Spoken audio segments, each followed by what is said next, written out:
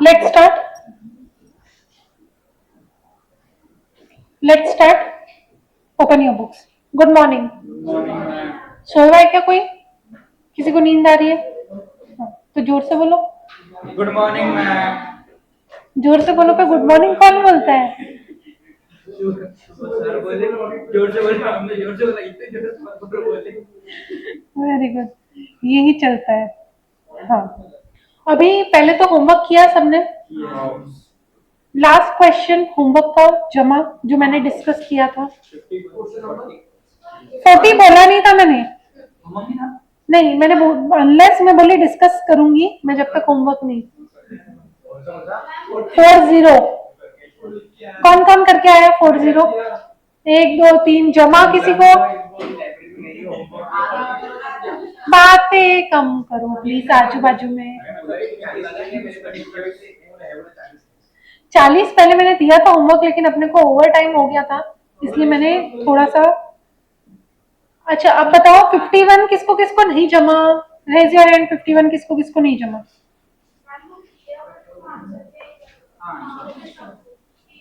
हाँ आंसर क्या है वो तो बता दूंगी. जिनको जिनको नहीं जमा आज क्लास के बाद आंसर बुकलेट चेक कर लेना. ठीक है, भेज दूंगी अभी एंड ऑफ द क्लास पे.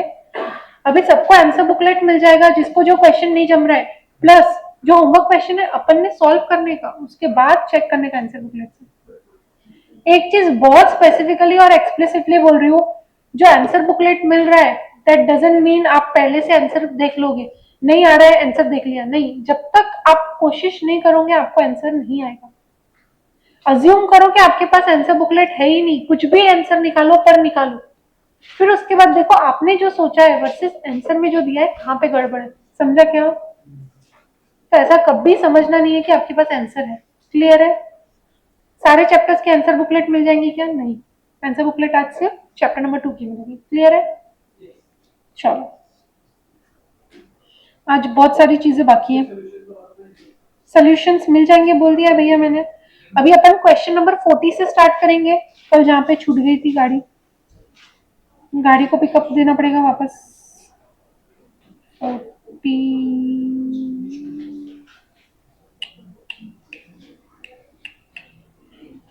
हो. अच्छा नहीं ये नहीं था. वही तो बोले ये तो बहुत छोटा सा क्वेश्चन है.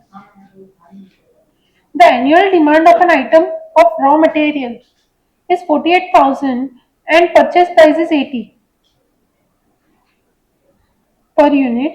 Cost of processing order is 1350. Annual cost of storage is 15 per unit. Determine optimal order quantity and total relevant cost for the order. मतलब क्या क्या निकालना है नीका? क्या क्या पूछा है? ऑप्टिमल ऑर्डर क्वांटिटी मतलब क्या होता है? EOQ correct. और टोटल कॉस्ट आपको निकालते आता है. टोटल कॉस्ट में क्या क्या आएगा? Purchase cost, carrying cost and ordering cost. Yes. Second part क्या है? If the cost of processing an order is 800. पहले कितना बोला है प्रोसेसिंग का? 1350. 1350 की जगह पे 800 रुपया हो गया तो and all other data remain same.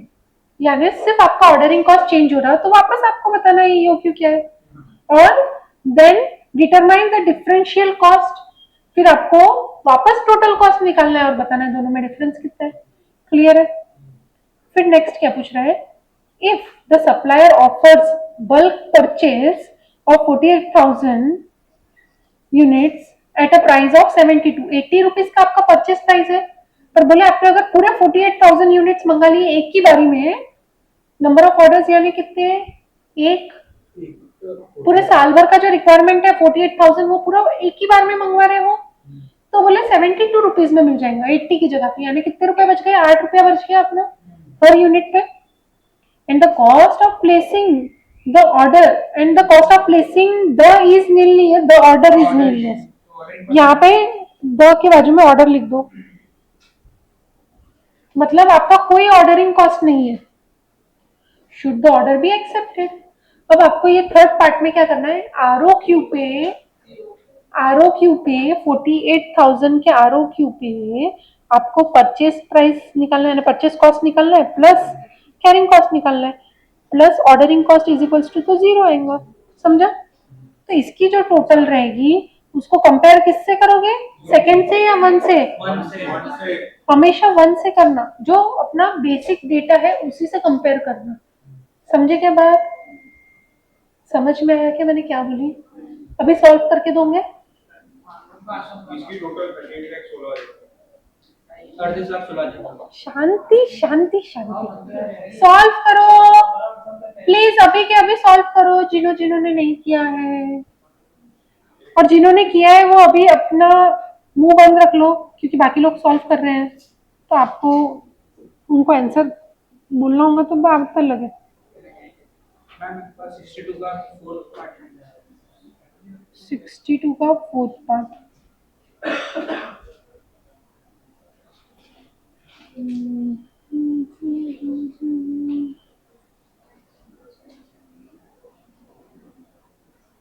हम्म हम्म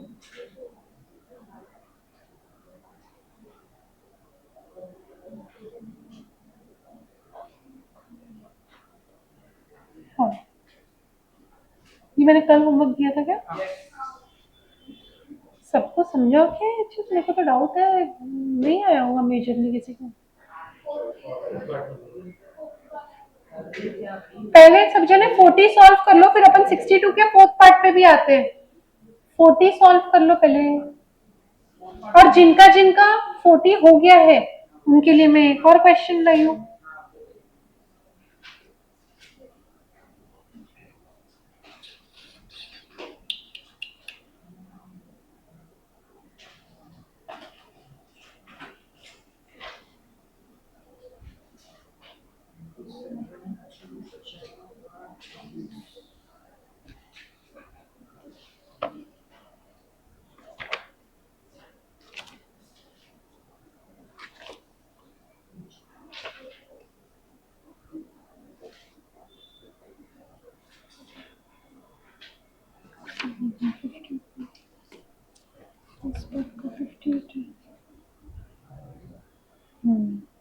जिनका जिनका 40 हो गया है वो ट्राई करो फॉर क्वेश्चन नंबर 58, अगर आपको समझ में आता है।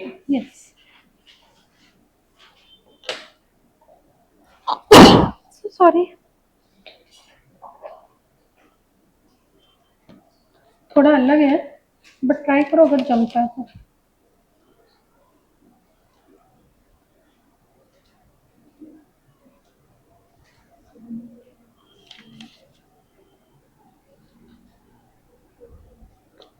मैंने आप लोगों को क्वेश्चन 7 होमवर्क दिया था क्या?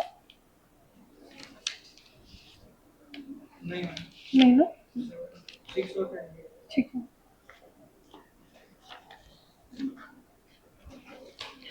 40 करना है, 40 करना है, जिनका जिनका 40 हो गया उनको ही 58 करना है।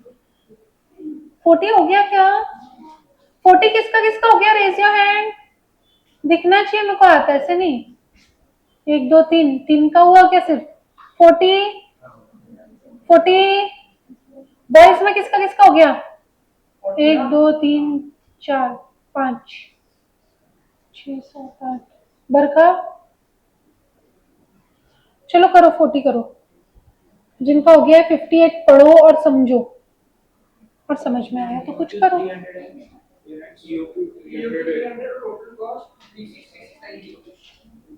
रुको रुको रुको, एक मिनट एक मिनट, ओपन तो करने दो मेरे को। यूक्यू 300 और टोटल कॉस्ट 363690, 363690। मेरे पास परचेस कॉस्ट नहीं है, परचेस कॉस्ट कितना है आपका? बराबर है, हाँ हाँ हाँ हाँ, बाकी बराबर है।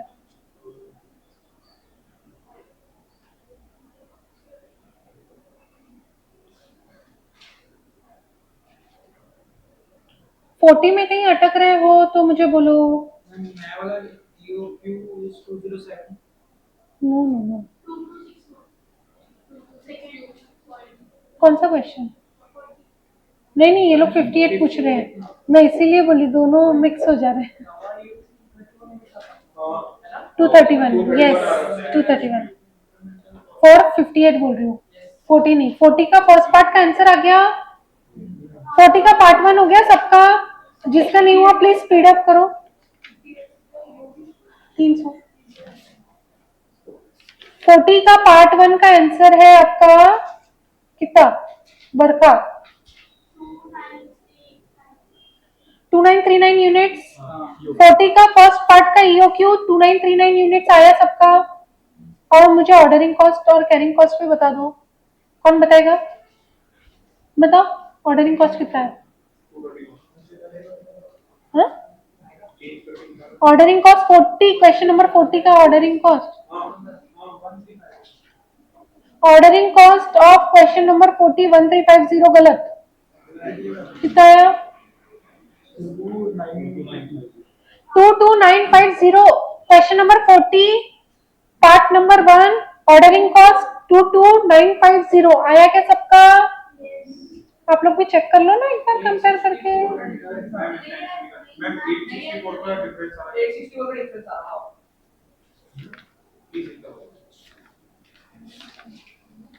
ये एक क्लास में ना 2 क्लास चालू हो रहती ना तो मेरे को दिक्कत जाता है कितना कितना 864 का डिफरेंस है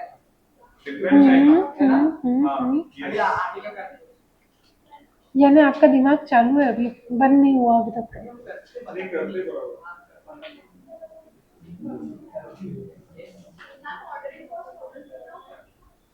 40 का ऑर्डरिंग कॉस्ट है आपका 22950 हाँ क्वेश्चन नंबर 40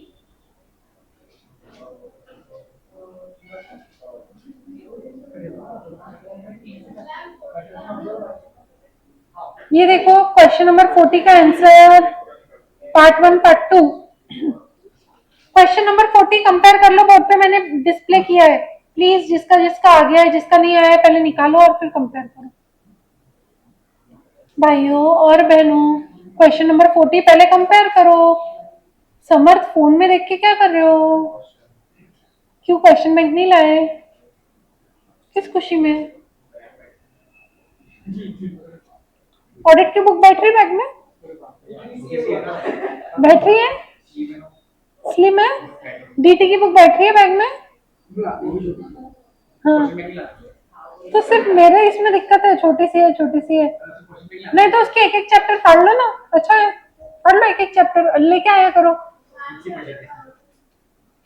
देखो ना तो चेक करो ना कहाँ से गलत हो रहा हो मैडम भैया चेक करो पहले आंसर आपका अरे ये देखो ना मैं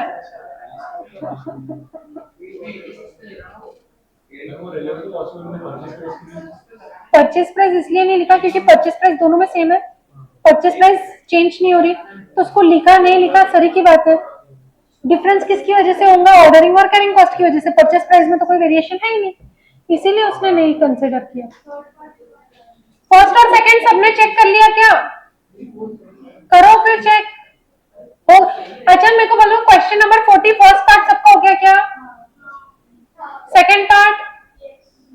सेकंड पार्ट किसका नहीं हुआ रेज योर हैंड एक सबका हो गया बाकी सेकंड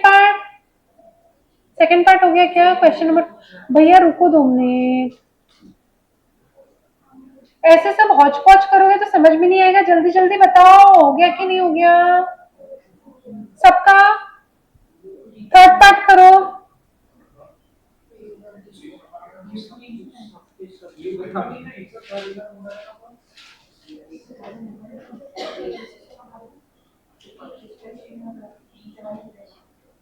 मैम लास्ट का 368 135 आ रहा है अरे एक सेकेंड कितना 368 135 क्या टोटल कॉस्ट थर्ड वाले में काय पे तो सिर्फ एक साथ अपन 4086 के प्राइस में हमारे हाँ तो कितना रहा 368135 ना ना ना ना नहीं 34775 ना ना ना ना ना 34586 कुछ भी नहीं है ऐसा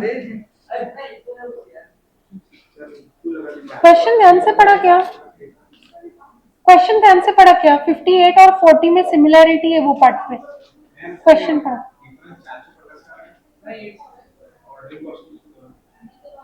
ऑर्डरिंग कॉस्ट के बीच में सिर्फ ऑर्डरिंग कॉस्ट पहले का आ रहा है 1890, दूसरे का 1440, ठीक है।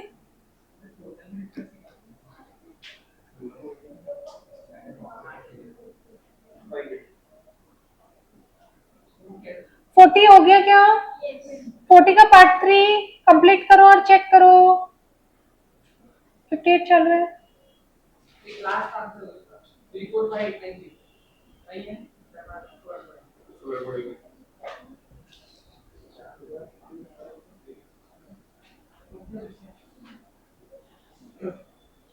आज यशवी क्यों एब्सेंट है? Tough life.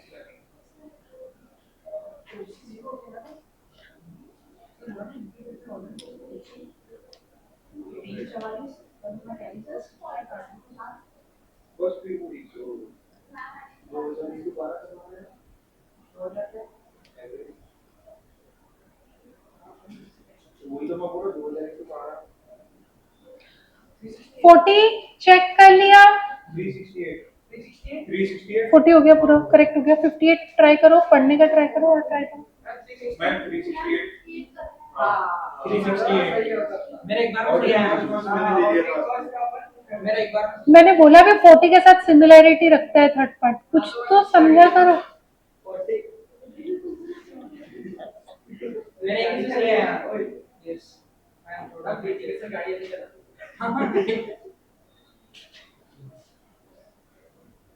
मैम अगला क्वेश्चन दो आप रुक जाओ रुको मेरे भाई।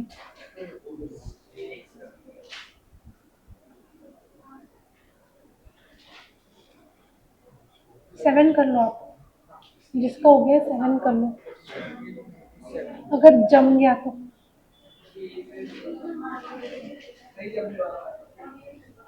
नहीं ऐसा कुछ नहीं, ये भी तो जम गया ना आपको। 58 समझ, 58 चालू है। बाकी डिफरेंस आया आपका बराबर? कितना आया? अरे भैया कैरिंग कॉस्ट में डिफरेंस नहीं निकालूंगी, जैसे ऑर्डरिंग में निकाल के छोड़ दूंगी। हाँ अरे पर निकालना तो पड़ेगा ना, कैसा कर रहे हो? सेकेंड पार्ट कंप्लीट कैसे हुआ उसके बिना? क्या पूछा है सेकेंड पार्ट में?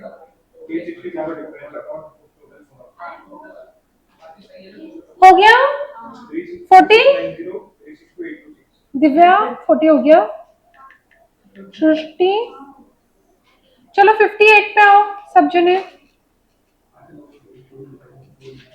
Question number 58 please.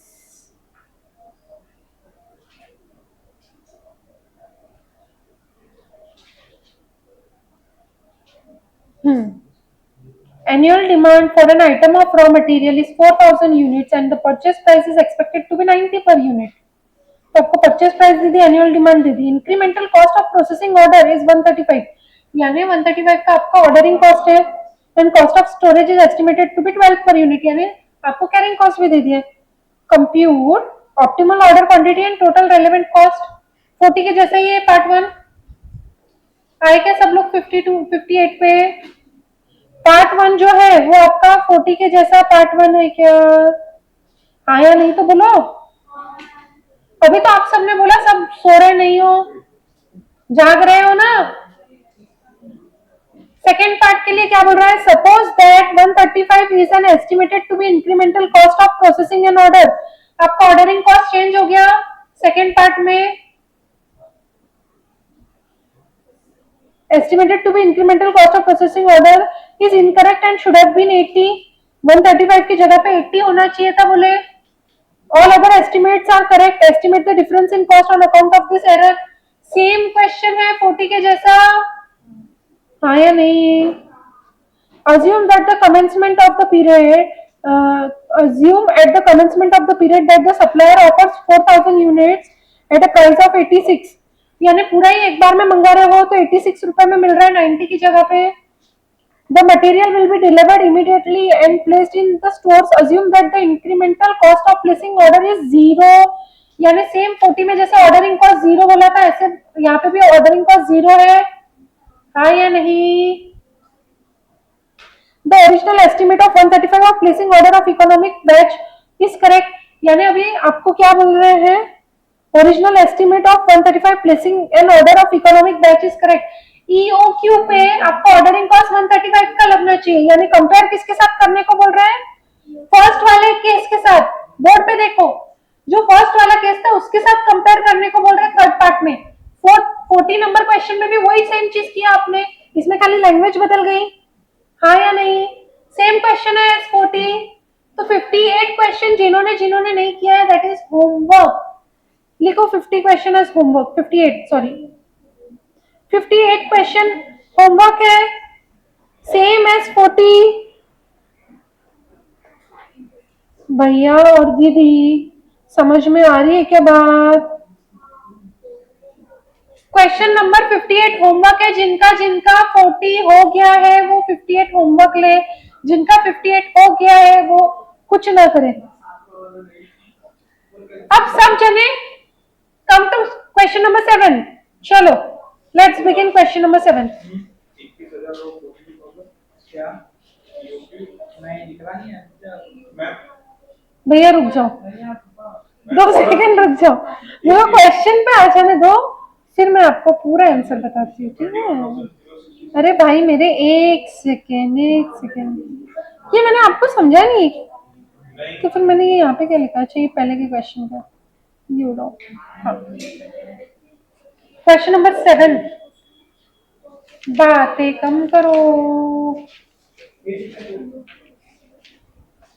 हाँ भैया बोलो, आपका आंसर क्या आया 7 का? पहले क्या क्या क्या? ना ना ना, दूर दूर तक मैच नहीं है, दूर दूर तक मैच नहीं। सबकी बातें हो गई, अगर ऐसे ही बातें चलती रही तो कल से मैं एक बार ऐसे बिठाना चालू कर दूंगी। मेरे को बहुत ज्यादा बातें आती है क्लास की आवाज बातों की। कैसा अलग अलग? एक्स का क्यों निकाल रहे हो आप? एक्स का क्यों निकाल रहे हो भैया और दीदी? सुनो पहले question.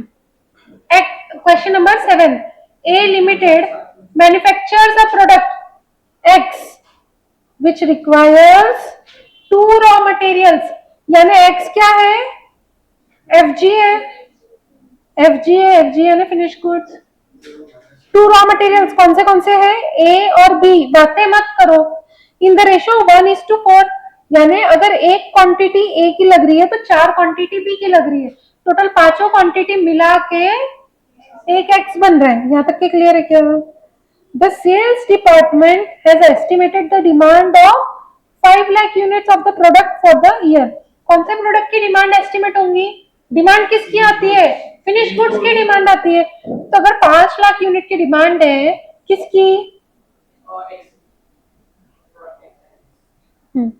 To produce 1 unit of finished product, 4 units of material A is required.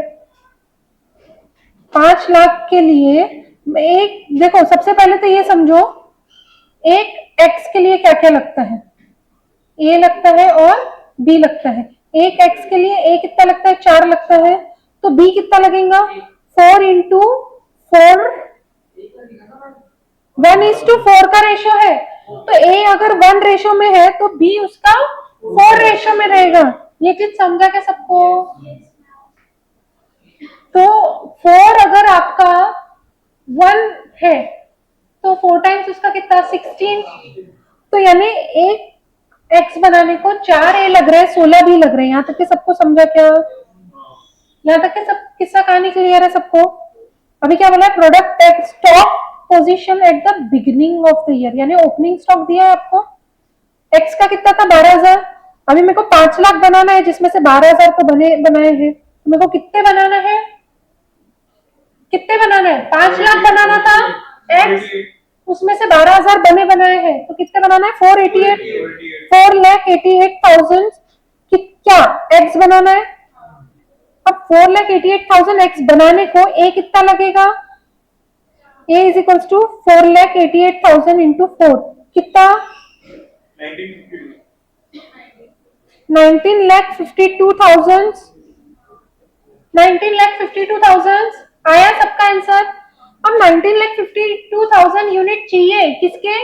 ए के। पर आपके पास कितने हैं? 24,000 है जिसमें से, तो माइनस कर दोगे 24,000, कितने बचे? 19,28,000। 19,28,000 आपको बुलाने पड़ेंगे मटेरियल ए के। तो आपका एनुअल रिक्वायरमेंट कितना है ए का? 19,28,000। समझा के यहाँ तक सबको क्वेश्चन क्लियर है? मीका समझ में आ रहा है? किसी को पास लगा के अभी तक रिकॉल कर रहा हो पूरा अभी, कि अभी ठीक है? वाई का देखे, अभी वाई का देखे, सॉरी बी का देखे। बी कितना लगेगा? 488 की अगर अपने को बनाना है एक्स, तो बी कितना लगेगा? 16। कितना लगेगा बी? 78,08,000। अब अपने पास बी कितना है? 52,000। तो 52,000 उसमें से माइनस कर दो, कितना बना लाना पड़ेगा? 77,56,000। इतना आपको बी लाना पड़ेगा। यहाँ तक के सबको सब क्लियर है क्या? हाँ, यहाँ तक के सब चीजें क्लियर है? To place an order the company has spend 15,000। Order करने के लिए 15,000 का खर्चा लगा, यानी 15,000 क्या है? Ordering cost for order. The company is financing it's working capital using bank cash credit of 13% per annum. यानी ये क्या है? 13% पर एनम। सीसीपीयूपीए सीसी परसेंट दिया है ना अभी अमाउंट से। A product X is sold for ₹1040 per unit। अपने को कोई लेना देना है क्या उससे? X से कोई वास्ता है क्या अपना? नहीं। Material A and material B are purchased at 150 and 200 respectively। तो आपको परचेज प्राइस मिल गई। तो आपका सीसीपीयू पी ऑफ ए बता दो मुझे।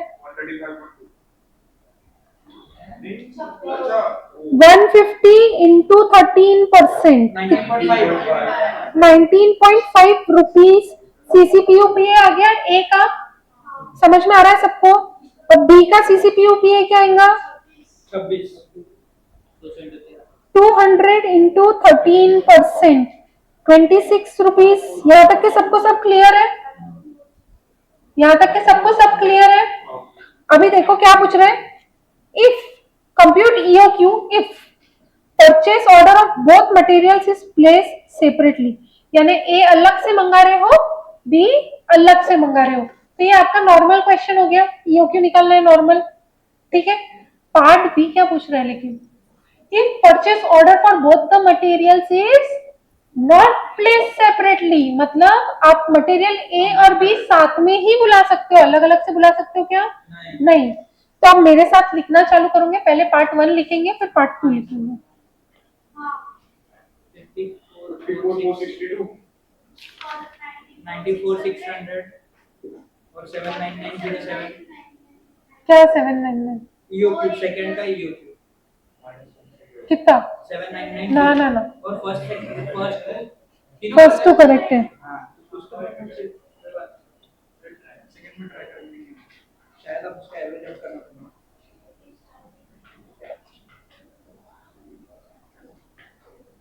गिवन लिखो, गिवन लिखो भैया।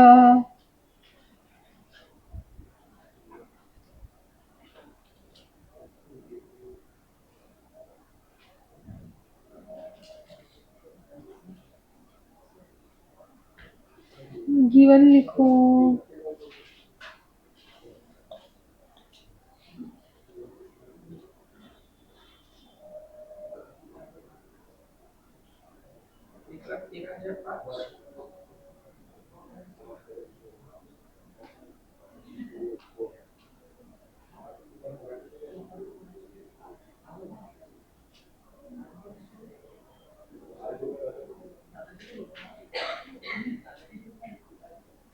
गिवन लिख लिया क्या? क्वेश्चन 7।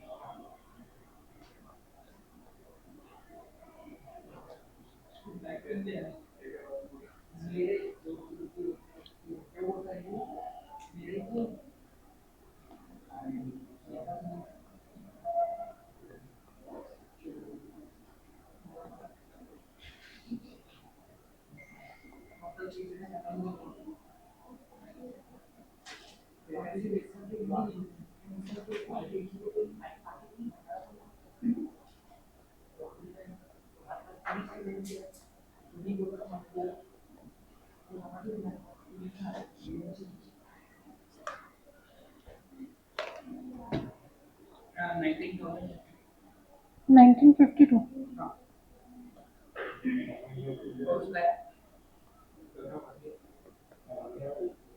मटेरियल हाँ ये इसमें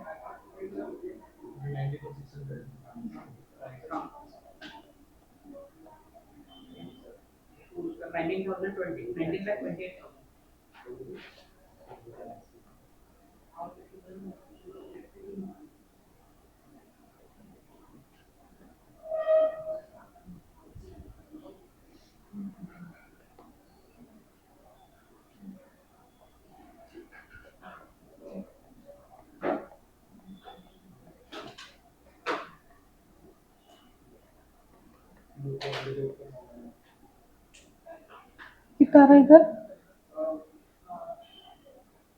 78 lakh 8,000 78,08,000 77 lakh 56,000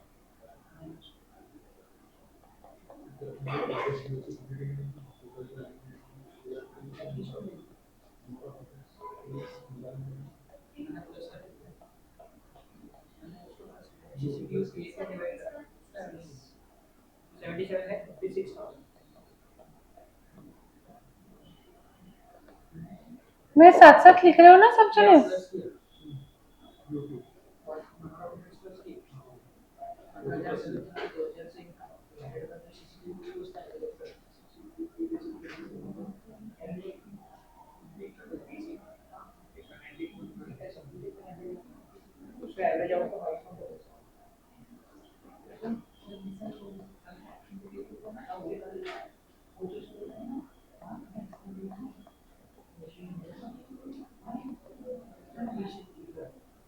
वन फिफ्टी और 200 था ना परचेस प्राइस की 180 और 200 था 150 or 200 हाँ।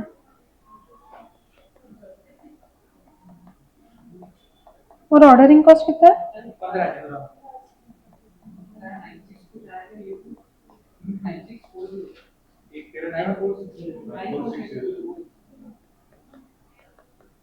19.5 19.5 और 26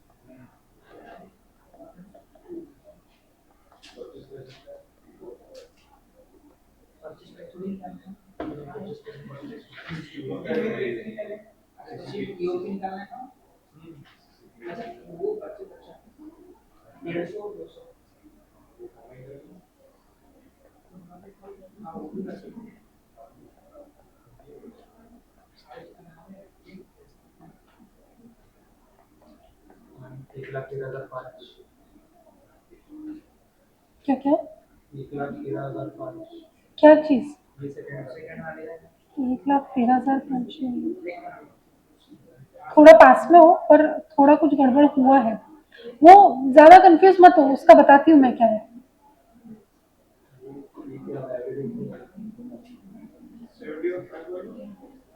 नहीं 1 लाख के आसपास है बराबर है 1,13 के आसपास ही है मैम 1,13,4 है क्या? नहीं नहीं 1,13 के आसपास बोली 1,13 नहीं है हाँ 1,8 समथिंग है चलो 1,8 है 1,8 के आगे कुछ भी है और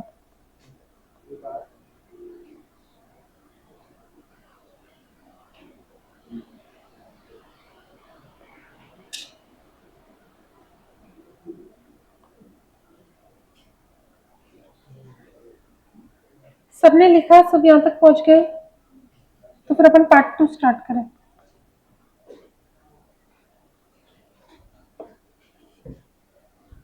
दो तीन चीजें आपको पहले समझना पड़ेगा जब आप ईओक्यू कंबाइन निकालते हो, जब दो तीन चीजें अलग होती है देन नॉर्मल। यहाँ तक सबने लिख लिया? अब focus please, pens down. Aditi pen down. अब ध्यान पूरा बोर्ड पे होना चाहिए, ठीक है? अभी जब अपन ए और बी अलग अलग मंगवा रहे थे तो दोनों का ईओक्यू अलग अलग आ रहा था। अभी अपने को एक समझना है, अपने को एक मटेरियल ए का लाना है तो 4 मटेरियल बी के लाना है। ये भी जरूरी है, प्रपोर्शन। प्रपोर्शन जरूरी है कि नहीं है? है। तो अपने को जब दोनों साथ में मंगवाना है तो कैसे मंगवाएंगे? वेटेड एवरेज फॉर्म में मंगवाएंगे। क्या फॉर्म में मंगवाएंगे? वेटेड एवरेज फॉर्म में। तो फिर ईओक्यू ऑफ मटेरियल कोई लिखेगा नहीं, A and B is equals to, क्योंकि लिखते लिखते मैं कुछ इरेज करूंगी तो आप लोग इरेज कर पाओगे क्या? नहीं। तो फिर ऐसे काम मत कर, ठीक है? क्लियर है, सॉर्टेड है। अब इसके लिए अपने को पहले क्या क्या लगता है नीचे वो निकाल लो। क्या लगता है? सबसे पहले तो आपको एनुअल रिक्वायरमेंट लगता है ए, फिर ओ लगता है और सी लगता है, ठीक है? अपन जगह थोड़ी थोड़ी छोड़ के लिखेंगे। ओ तो सबसे ज्यादा इजी है, 15,000 पर ऑर्डर ही होता है। तुम चाहे एक ऑर्डर में 10 अलग अलग प्रकार के आइटम्स मंगाओ कि एक आइटम मंगाओ, 15,000 का 15,000 ही रहेगा। ये चीज तो सबको समझ में आ रही है ना? एक ऑर्डर प्लेस करने का 15,000 रुपया। फिर चाहे तुम वो एक ऑर्डर में 50 चीजें मंगवा लो एक साथ, या एक ही चीज मंगाओ। क्लियर है? तो इसमें तो कोई दिक्कत है क्या? नहीं। अभी सी जो है वो थोड़ा सा डिफरेंट है। सी क्या होता है? सी आपका 13% ऑफ आपका क्या है? Purchase price. 13% of your purchase price. अब यहाँ पे वेटेड एवरेज लेना पड़ेगा। क्या लेना पड़ेगा? तो आपका प्राइस है क्या अब अपने पास? अब अपने को नया प्राइस निकालना पड़ेगा। प्राइस है क्या आपके पास? नया प्राइस निकालना पड़ेगा। कैसे निकालोगे? देखो, 150 रुपया था, किसका था? ए का। कितनी क्वांटिटी मंगा रहे थे? एक ही 19,28,000। अगर ऊपर देखोगे आप तो 1928, ये वाला समझ रहे हैं? सबको बोर्ड पे देखो, कोई भी नीचे नहीं देखेगा। 1928,000 प्लस 200 रुपया किस चीज का? 77,56,000। 77,56,000 divided by what? Wait. Wait क्या है? 1928,000 प्लस 77,56,000 कितना आ रहा है? करो कैलसी पे सब लोग बताओ। मेरे को सिर्फ ब्रैकेट सॉल्व करके चाहिए। 190 रुपीज आ रहा? नहीं, मैंने सिर्फ ब्रैकेट सॉल्व करना पड़ा। 190 रुपीज आ रहा? अदिति आया 190 रुपीज?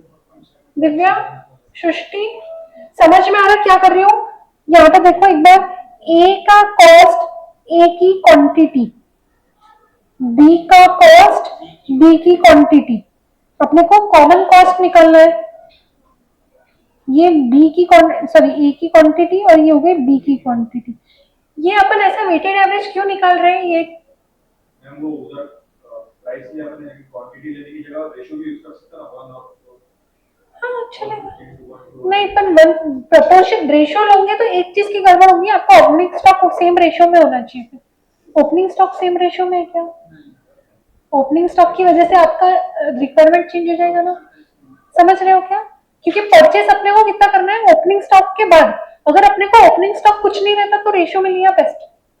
फिर उतना मगजमारी मत करो टोटल क्वांटिटी लिखने का। But opening stock same ratio में नहीं है तो अपना आंकड़ा बदल गया। अभी ये दोनों सेम रेशियो में है क्या? नहीं है, तो फिर अपना आंसर गलत हो जाएगा। समझा? 190 एग्जैक्ट आ रहा है। तो अभी आपका नहीं, तो फिर आपका सिंगल सिंगल क्वांटिटी में तो अमाउंट सेम आएगा। सिंगल सिंगल क्वांटिटी में अमाउंट सेम आएगा। एक का क्वांटिटी एक चाहिए, एक का क्वांटिटी 4 चाहिए। फिर आपका ओपनिंग स्टॉक भी प्रोपोर्शन में चाहिए ना। ओपनिंग स्टॉक प्रोपोर्शन में ही रहेगा। फिर देखो, नहीं बोल दिया पहले। 24 इज 1 तो उसका 4 टाइम्स नहीं है। फिर कैसे? ठीक है चलो, आ रहा है तो अच्छी बात है। हाँ मुझे डाउटफुल है। अभी ध्यान दो यहाँ पे, अभी अपन ऐसा क्यों कर रहे हैं ये एक चीज समझो। अपन कैरिंग कॉस्ट मतलब क्या होता है, बैंक से पैसा लेंगे परचेस करेंगे जब, तो अपन पहले क्या कर रहे थे, सिर्फ अलग अलग परचेस कर रहे थे, तो अलग अलग बैंक से बार बार पैसे ले रहे थे। अब बैंक से कितना पैसा लेंगे, बोले ये जो 19,28,000 है, 19,28,000 क्वांटिटी, 150 रुपए से परचेस करने का पैसा, ये पूरा पैसा लेंगे बैंक से, और ये भी पूरा पैसा लेंगे बैंक से। समझ में आ रहा है? तो बैंक ये आंकड़े पे पर प्लस ये आंकड़े पे, ये दोनों अमाउंट पे मिला के 13% चार्ज करेंगे अपने से। और ये 13% जो चार्ज करेंगे, अगर अपने को पर यूनिट में बांटना है तो डिवाइडेड बाय सारी यूनिट्स ही करेंगे ना। समझ में आ रहा है क्या? तो अपन वही चीज कर रहे हैं, बस तरीका लिखने का थोड़ा अलग है। समझ में आया? कंफ्यूजन है किसी को? वेटेड एवरेज सीसी पीयू पीए निकालने का, क्या करने का? सबको समझ में आ रही है बात? अभी 13% ऑफ 190, बताओ कितना? 20? कोई 25 क्यों बोलो? क्यों क्यों राउंड ऑफ करेंगे? कैरिंग कॉस्ट को कब राउंडिंग करने लग गए अपन? कितना हो रहा है? 24 पॉइंट एग्जैक्ट 70। हाँ ठीक है। तो ये आपका कैरिंग कॉस्ट हो गया, यहाँ तक क्लियर है। ऑर्डरिंग कॉस्ट हो गया, यहाँ तक क्लियर है। अब आपकी क्वांटिटी कितनी, एनुअल डिमांड ए का 1928,000 और बी का 77,56,000। तो एनुअल डिमांड कितना हो गया एक्चुअली में आपका? 96,84,000। ये आपका टोटल एनुअल डिमांड हो गया। तो अभी आपका ईओक्यू के लिए 2 इंटू ए क्या होगा? 96,84,000। ऑर्डरिंग कॉस्ट बदलता है क्या? नहीं। कितनी बार भी उल्टे का साथ में मंगाने में क्या फायदा है? अलग अलग मटेरियल मंगाते थे तो 2 बार ऑर्डरिंग कॉस्ट लग रहा था, साथ में मंगाओगे तो एक ही बार ऑर्डरिंग कॉस्ट लगेगा। समझ में आ रहा है क्या ये चीज? तो इंटू 15,000 डिवाइडेड बाय 24.70 का under root,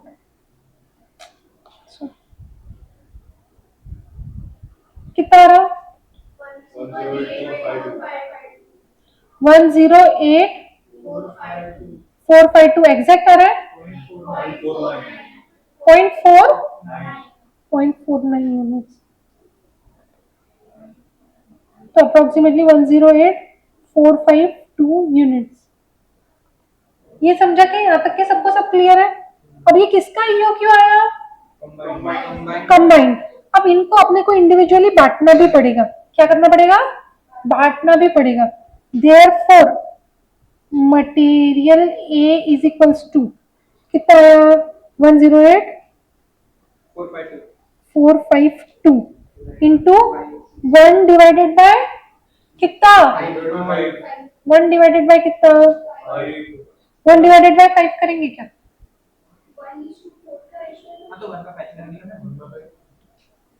into 1928,000 divided by 96,84,000। ये अपन देखो एक चीज हैबिट डाल लो, 1/4 1/5 नहीं करना, ये ऐसा करना। क्यों? क्योंकि आपका ओपनिंग के बाद, ओपनिंग क्वांटिटीज के बाद हमेशा प्रोपोर्शन में बैठेगा, वो जरूरी नहीं है। तो हर बार ये ही तरीके से करना। क्या किया मैंने? ये मेरे को टोटल लाना है। सब जने बोर्ड पे देखो, लिखने का बोला क्या मैंने? सही। तो फिर पेन क्यों है? आप भी यहाँ पे ध्यान दो। ये जो क्वांटिटी है दोनों की मिला के है, तो इसमें से एक ही कितनी रहेंगी? बोले इतना हिस्सा रहेगा आउट ऑफ ये टोटल। ये समझ में आ रहा है प्रपोर्शन सबको? प्रपोर्शन कैसे लिया समझ में आ रहा है क्या? तब बी के केस में क्या करेंगे बताओ मेरे को?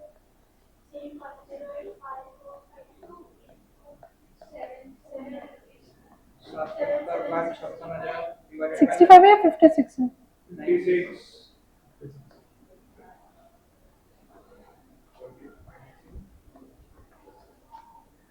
बताओ कितना कितना? चलो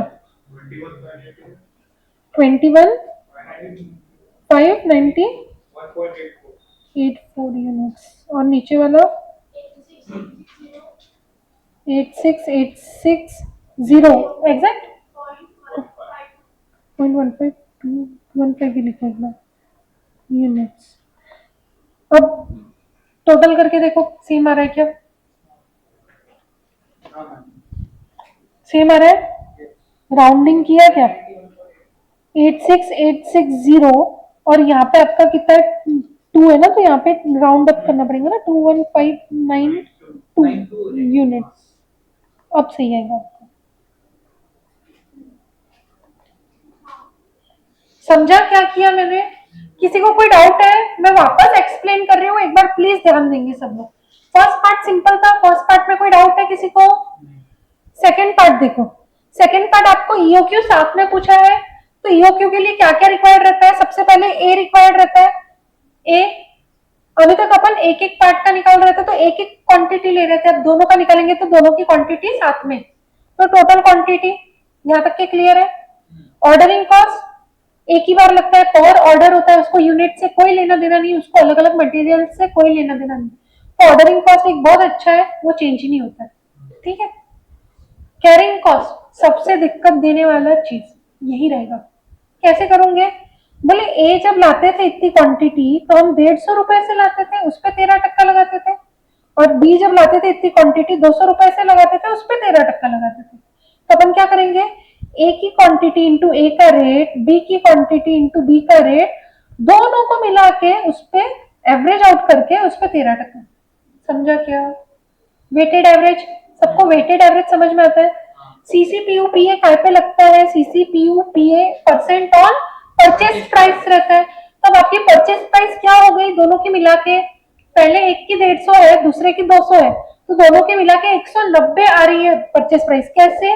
वेटेड एवरेज करके परचेस प्राइस निकालने का पहले, तो वो परचेस प्राइस को फिर सीसी परसेंट से मल्टीप्लाई करने का, तो सीसीपीयू पीए आ जाएगा। समझ में आया क्या सबको? किसी को याद डाउट है, कुछ दिक्कत है इसमें?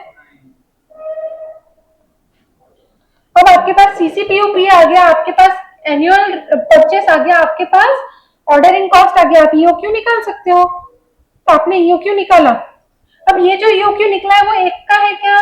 नहीं, दोनों का मिला के है, तो दोनों को बांटना भी जरूरी है, क्वेश्चन में बोला हो चाहे ना बोला हो। यहाँ पे अगर आपने क्वेश्चन कंप्लीट कर दिया तो आपके मार्क्स गए, हाँ, क्योंकि आपने आधा ही क्वेश्चन सॉल्व किया, ऐसा कंसीडर होगा। समझ में आया क्या?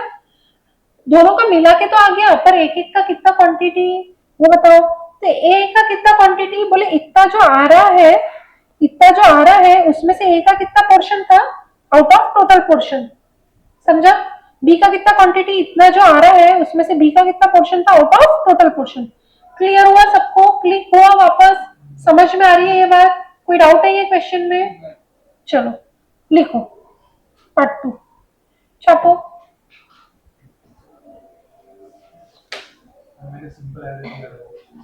मेरे को समझा, मेरे को समझा, इसीलिए आपका नियरेस्ट आंसर आ रहा था।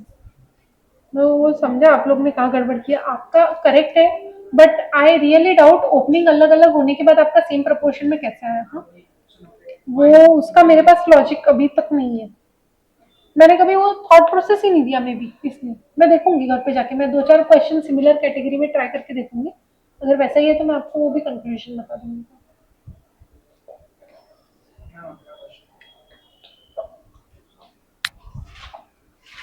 ये लिख लो पहले सब जने, अगला बताओ। सब तो इतनी घाई हो रही है, चलो 52, जिन्होंने जिन्होंने 7 लिख लिया 52 देखो, 52 देखो।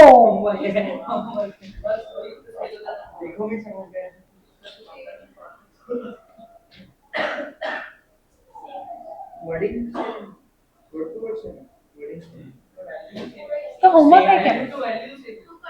फ्लैश करके लिखना है यहाँ पे ना। यस,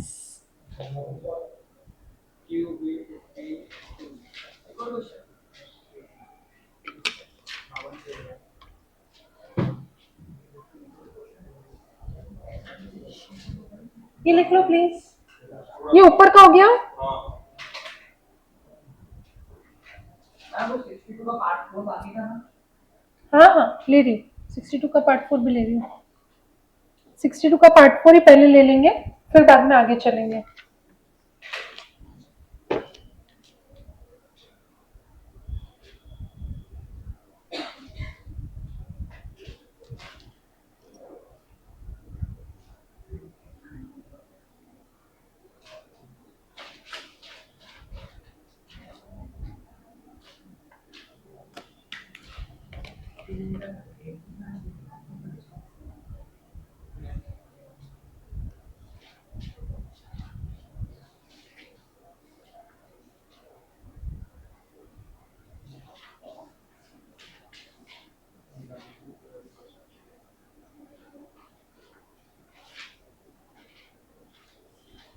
हाँ 1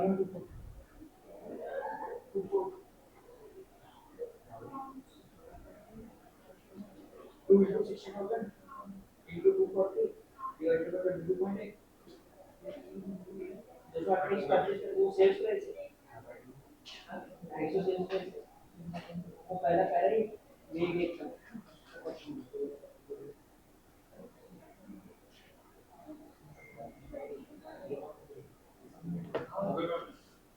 हो गया, सबने लिख लिया? ये हो गया। चलो ओपन क्वेश्चन नंबर 62, ओपन करूँ।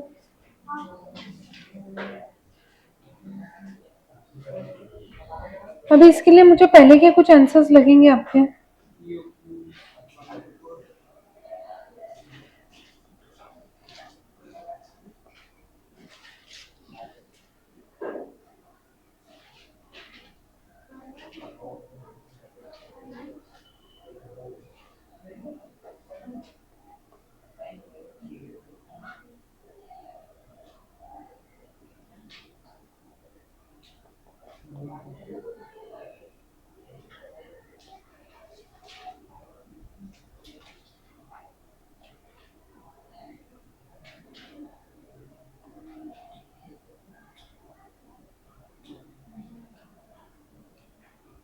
यहाँ तक मैच हुआ क्या सबका सब? 62 का पार्ट 1 पार्ट 2 पार्ट 3 मैच हुआ क्या किसी का? बताना नहीं है, चेक करना है।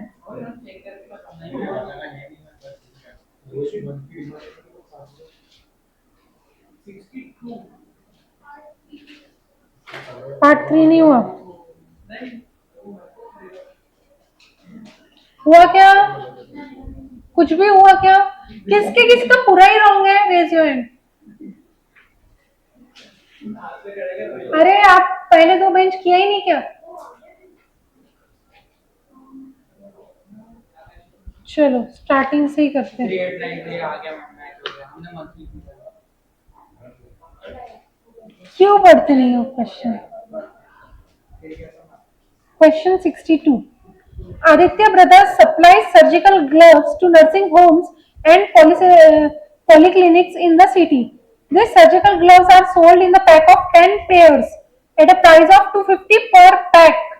For the month of April 2018, it has been anticipated that a demand of 60,000 packs of surgical gloves will arise for the month of April. तो एनुअल डिमांड कितना? 60,000 PACS into 12,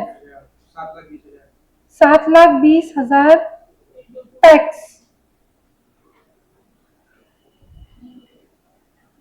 Aditya Brothers purchased these gloves from manufacturer at 228 per pack within 4 to 6 days lead time.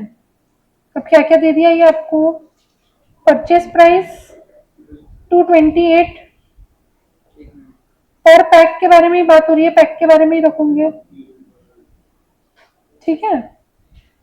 अभी lead time कितना कितना बोल दिया? 4 to 6 days. Ordering and related cost are rupees 240 per order. Ordering cost 240 rupees per order. Carrying cost, the storage cost is 10% per annum of average inventory investment. Carrying cost कितना है? 10% per annum.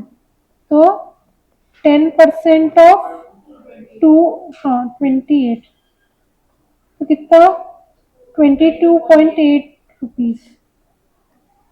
ये सब चीजें आ गई, तो आपका EOQ कैसे आएगा? 2 इंटू 7,20,000 इंटू 240 डिवाइडेड बाय 22.8। 3893 आया क्या? पार्ट 1 आया? समझा सबको? समझा कि नहीं समझा? कितना आया? 3893.33 है ना?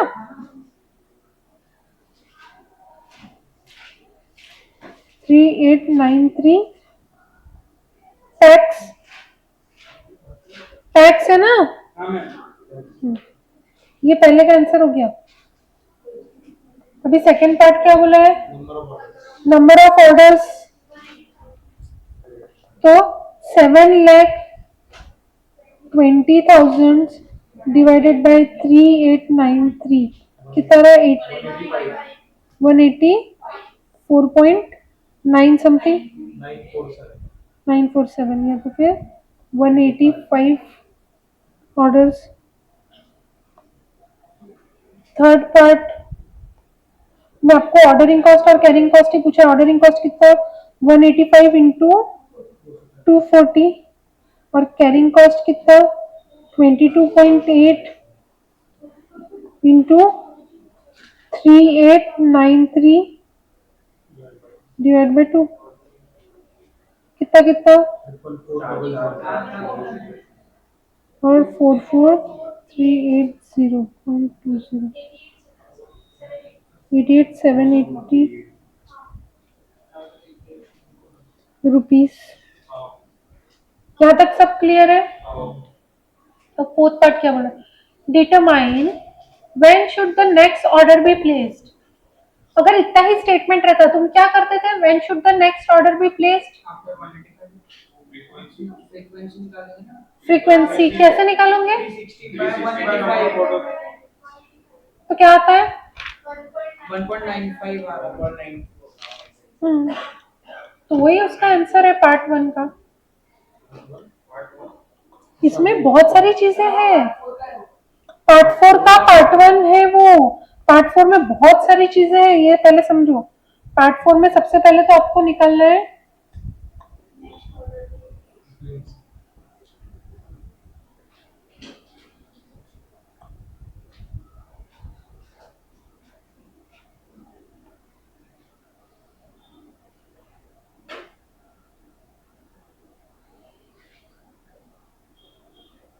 मतलब एक ऑर्डर पे कितने दिन चलेगा। तो बोले कितने दिन चलेगा? 360 दिन में से 185 दिन के बाद ऑर्डर प्लेस कर रहे हो, तो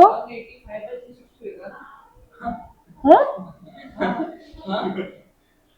ये नया सिखा रहे हो आप लोग को।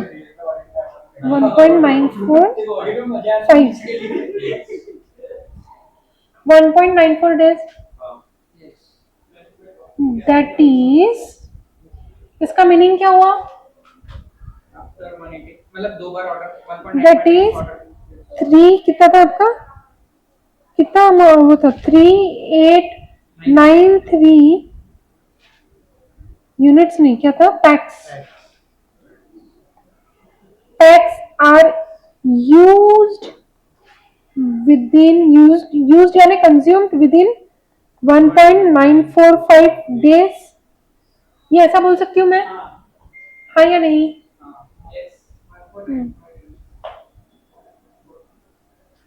तो अब करना क्या है आगे?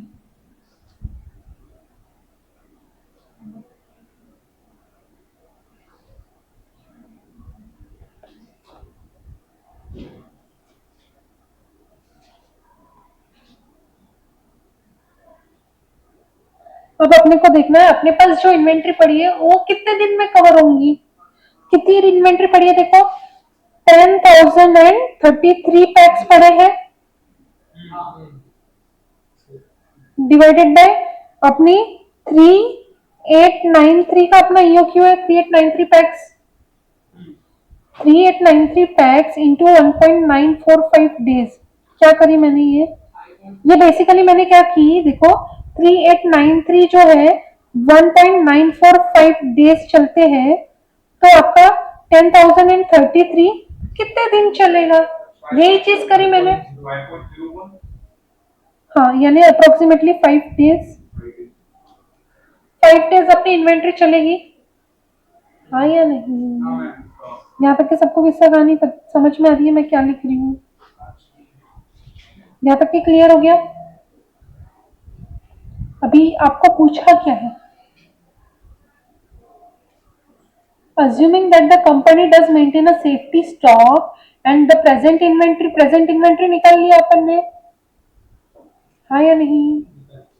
अभी अपने को ये भी देखना पड़ेगा कि अपने को ऑर्डर कब प्लेस करना है, तो टाइम इंटरवल किसके बीच में कहा, फॉर प्लेसिंग नेक्स्ट ऑर्डर।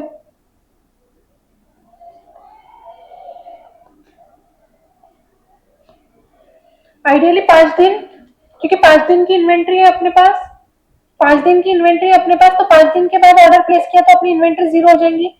लेकिन अपना लीड टाइम क्या है, लीड टाइम क्या है 4 to 6 डेज, यानी एवरेज कितना, यानी नॉर्मली 5 दिन में अपनी डिलीवरी आती है, अपने पास 5 ही दिन का स्टॉक बचा है, यानी आज के आज ऑर्डर बनाओ। समझा क्या करना?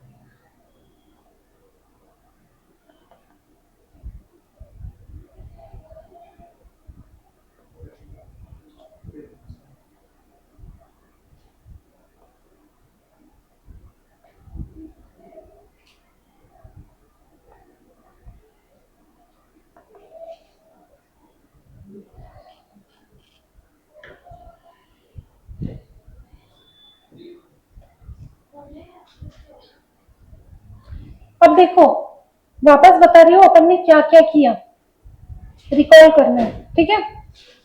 पार्ट 4 क्वेश्चन में क्या पूछा आपको, determine when should the next order be place.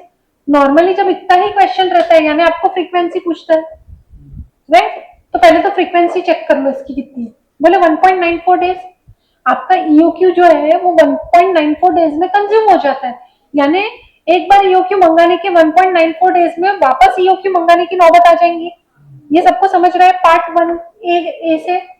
1.945 days में ईओक्यू का क्वांटिटी खत्म हो जाएगा, बचेगा कितना, सेफ्टी स्टॉक वाला ही जितना बचा कुछ होगा वो, राइट।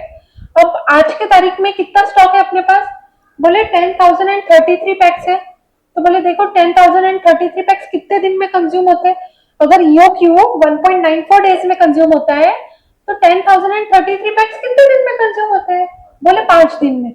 अब अपने को लीड टाइम दिया है, अगर लीड टाइम नहीं दिया हुआ रहता तो अपन क्या बोलते थे 5 दिन में ऑर्डर प्लेस कर दो, ठीक है। पर अपने को लीड टाइम दिया है, अपन ऐसा नहीं लिखते थे 5 दिन में ऑर्डर प्लेस करो, अपने को लिखना पड़ता था तो order should be placed before 5 days because inventory will wipe out in 5 days. समझ में आया क्या? पर क्योंकि अपने को लीड टाइम दिया है, अपने को पता है अपने को डिलीवरी आने को कितना टाइम लगता है ऑर्डर के बाद, बोले 4 दिन से लेके 6 दिन के बीच में माल डिलीवर होता है। 4 दिन से 6 दिन के बीच में होता है यानी 5 दिन पे होता है, क्लियर है। नॉर्मल सिनेरियो में तो बोले नॉर्मल सिनेरियो में 5 दिन लग जाएंगे, तो आज ही ऑर्डर प्लेस कर लेना बेटर है, क्योंकि 5 ही दिन का स्टॉक बचा है और 5 दिन बाद डिलीवरी आएंगी।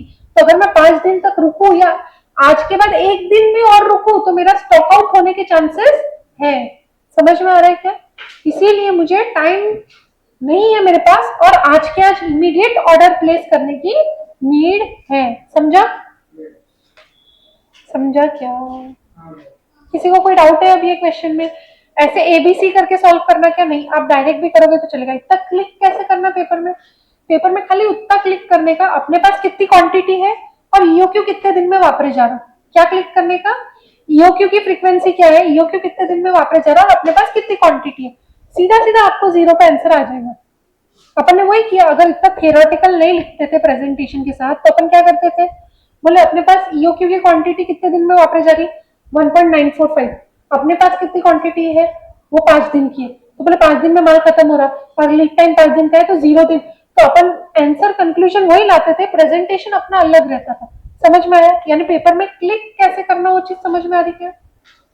समझ में आई पेपर में कैसे क्लिक करना ये चीज? हाँ या नहीं? Please answer me. चलो, ये भी क्वेश्चन हो गया। अब चले नेक्स्ट क्वेश्चन पे, हाँ या नहीं? Yes ma'am. हम्म।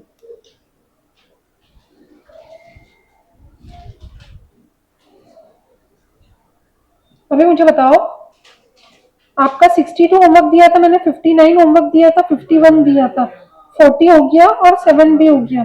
7 का सिमिलर कौन सा था? 52। अब 58 पे आ जाओ फिर। 58 भी हो गया ना अपना? 58 भी हो गया ना अपना? चलो वेरी गुड। अभी 31 कल कर लिया था अपन ने, चेक करो। 31 कल कर लिया था, बड़ा सारा लेजर बनाया था, है ना? तो 31 हो गया है। अभी आ जाओ आप, आज अच्छा सा एक क्वेश्चन करेंगे।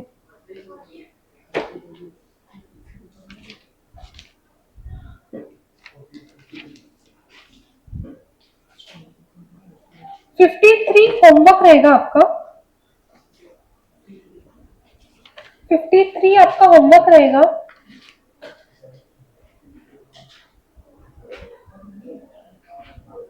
फिफ्टी थ्री होमवर्क है, 53 देख लो, क्वेश्चन नंबर 53 देख लो। कोई डाउट होगा तो पूछ लो पहले please.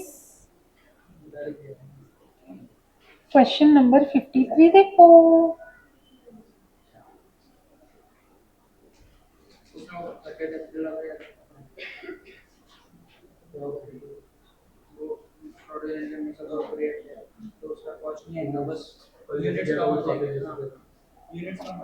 So sorry, so sorry. 53 table दिया है आपको, उसी में एक में ही परचेस और इशू सब दिया है। उसमें एक चीज यूनिक है, रिटर्न है। देखो क्या बोल रहा है, 25 अप्रैल को 15 अप्रैल का माल रिटर्न कर रहा है। 15 अप्रैल का माल क्या कौन सा था? 1500 क्वांटिटी का, उसमें से 300 क्वांटिटी रिटर्न कर रहा है। क्या रेट से? 18 के भाव से ही करेगा, जो भाव से परचेस किया वही भाव से रिटर्न होता है, चाहे वो वेटेड एवरेज मेथड हो, चाहे वो फीफो हो, चाहे वो लिफो हो। मैंने आपको कल एग्जांपल में समझाया था, सप्लायर को वापस बेचते हो आप माल तो सेम ही रेट पे बेचते हो, ये मैंने कल समझाया था। तो रिटर्न वाली एडजस्टमेंट प्रॉपर करना। ओपनिंग स्टॉक दिया है आपको तो कोई दिक्कत ही नहीं है। 30th April it was found that 50 kgs of material CE was fraudulently misappropriated by stores assistant and never recovered by the company। यानी 50 किलो क्वांटिटी कम हो जाएंगी 30 तारीख को और अमाउंट जो है वो रिवाइज हो जाएगा। क्लोजिंग बैलेंस का अमाउंट रिवाइज हो जाएगा, रेट बदल जाएगा, अमाउंट सेम रहेगा, रेट बदल जाएगा क्योंकि क्वांटिटी कम हो गई। समझ में आ रहा है सबको?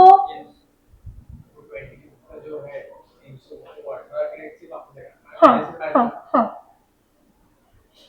कौन से मेथड से करना है? वैम से और लिफो से।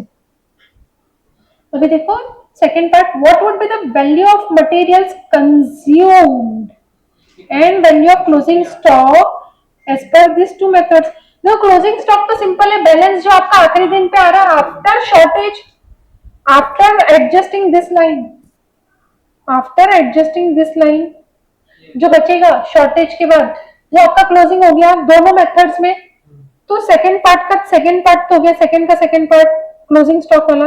अभी मटेरियल कंज्यूम्ड यानी क्या होता है? कितना इशू कितना किया।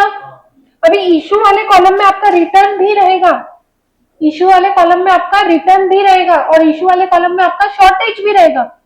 तो रिटर्न और शॉर्टेज को छोड़ के बाकी पूरे इशू कॉलम की क्वांटिटी की टोटल और अमाउंट की टोटल आ जाएंगी। समझा क्या मैं क्या बोलना चाह रही हूँ? आपके कितने कॉलम रहते हैं? Receipt, issued, balance. अभी कंज्यूम कितना किया? रिसीट यानी परचेस कितना किया, इशूड यानी कंज्यूम कितना किया, पर अपन रिटर्न भी यहीं पे प्लस कर रहे हैं, परचेस रिटर्न, और यहाँ पे शॉर्टेज। तो यहाँ पे ये जो बाकी की लाइंस रहेंगी ना, एक्सेप्ट फॉर ये और ये दो को छोड़ के बाकी सारी जो लाइन रहेगी उसका क्वांटिटी का टोटल, यानी टोटल कितनी क्वांटिटी अपन ने इशू करी, और अमाउंट का टोटल यानी टोटल कितने रुपए की चीज इशू करी। क्लियर है क्या? रेट का टोटल करेगा क्या कोई? नहीं, क्योंकि रेट हर बार डिफरेंट है, फीफो में अलग है, लिफो में और वैम में अलग है। समझ में आ रहा क्या? रेट की टोटल नहीं होती कभी भी, क्वांटिटी और अमाउंट की टोटल होंगी। समझा? तो आपको फिर कंजम्पशन का आंसर फिर लिखना पड़ेगा वन लाइनर में। कैसे लिखोगे?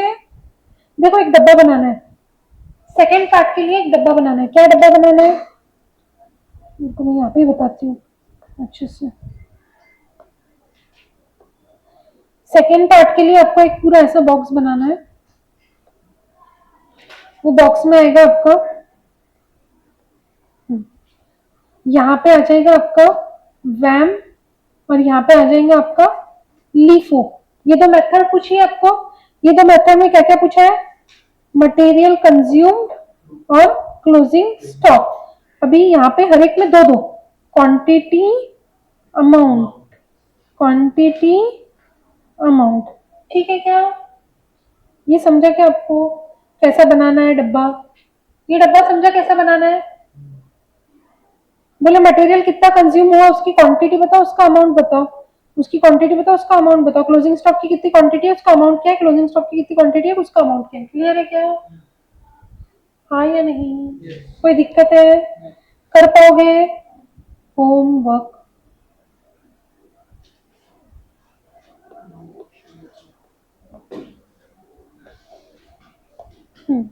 अभी ये क्वेश्चन होमवर्क हो गया।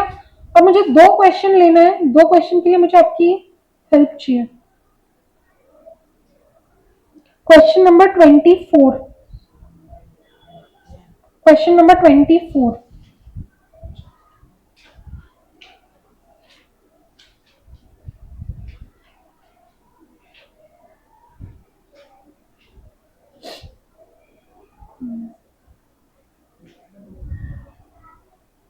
ये क्वेश्चन अपन क्लास में करेंगे। अभी ये थोड़ा सा डिफरेंट है वही चीज बट थोड़ा सा डिफरेंट है। देखो, A Limited has furnished the following information for the months of first from 1st January to 30th April। कितने महीने का डेटा दिया है? 4 महीने का।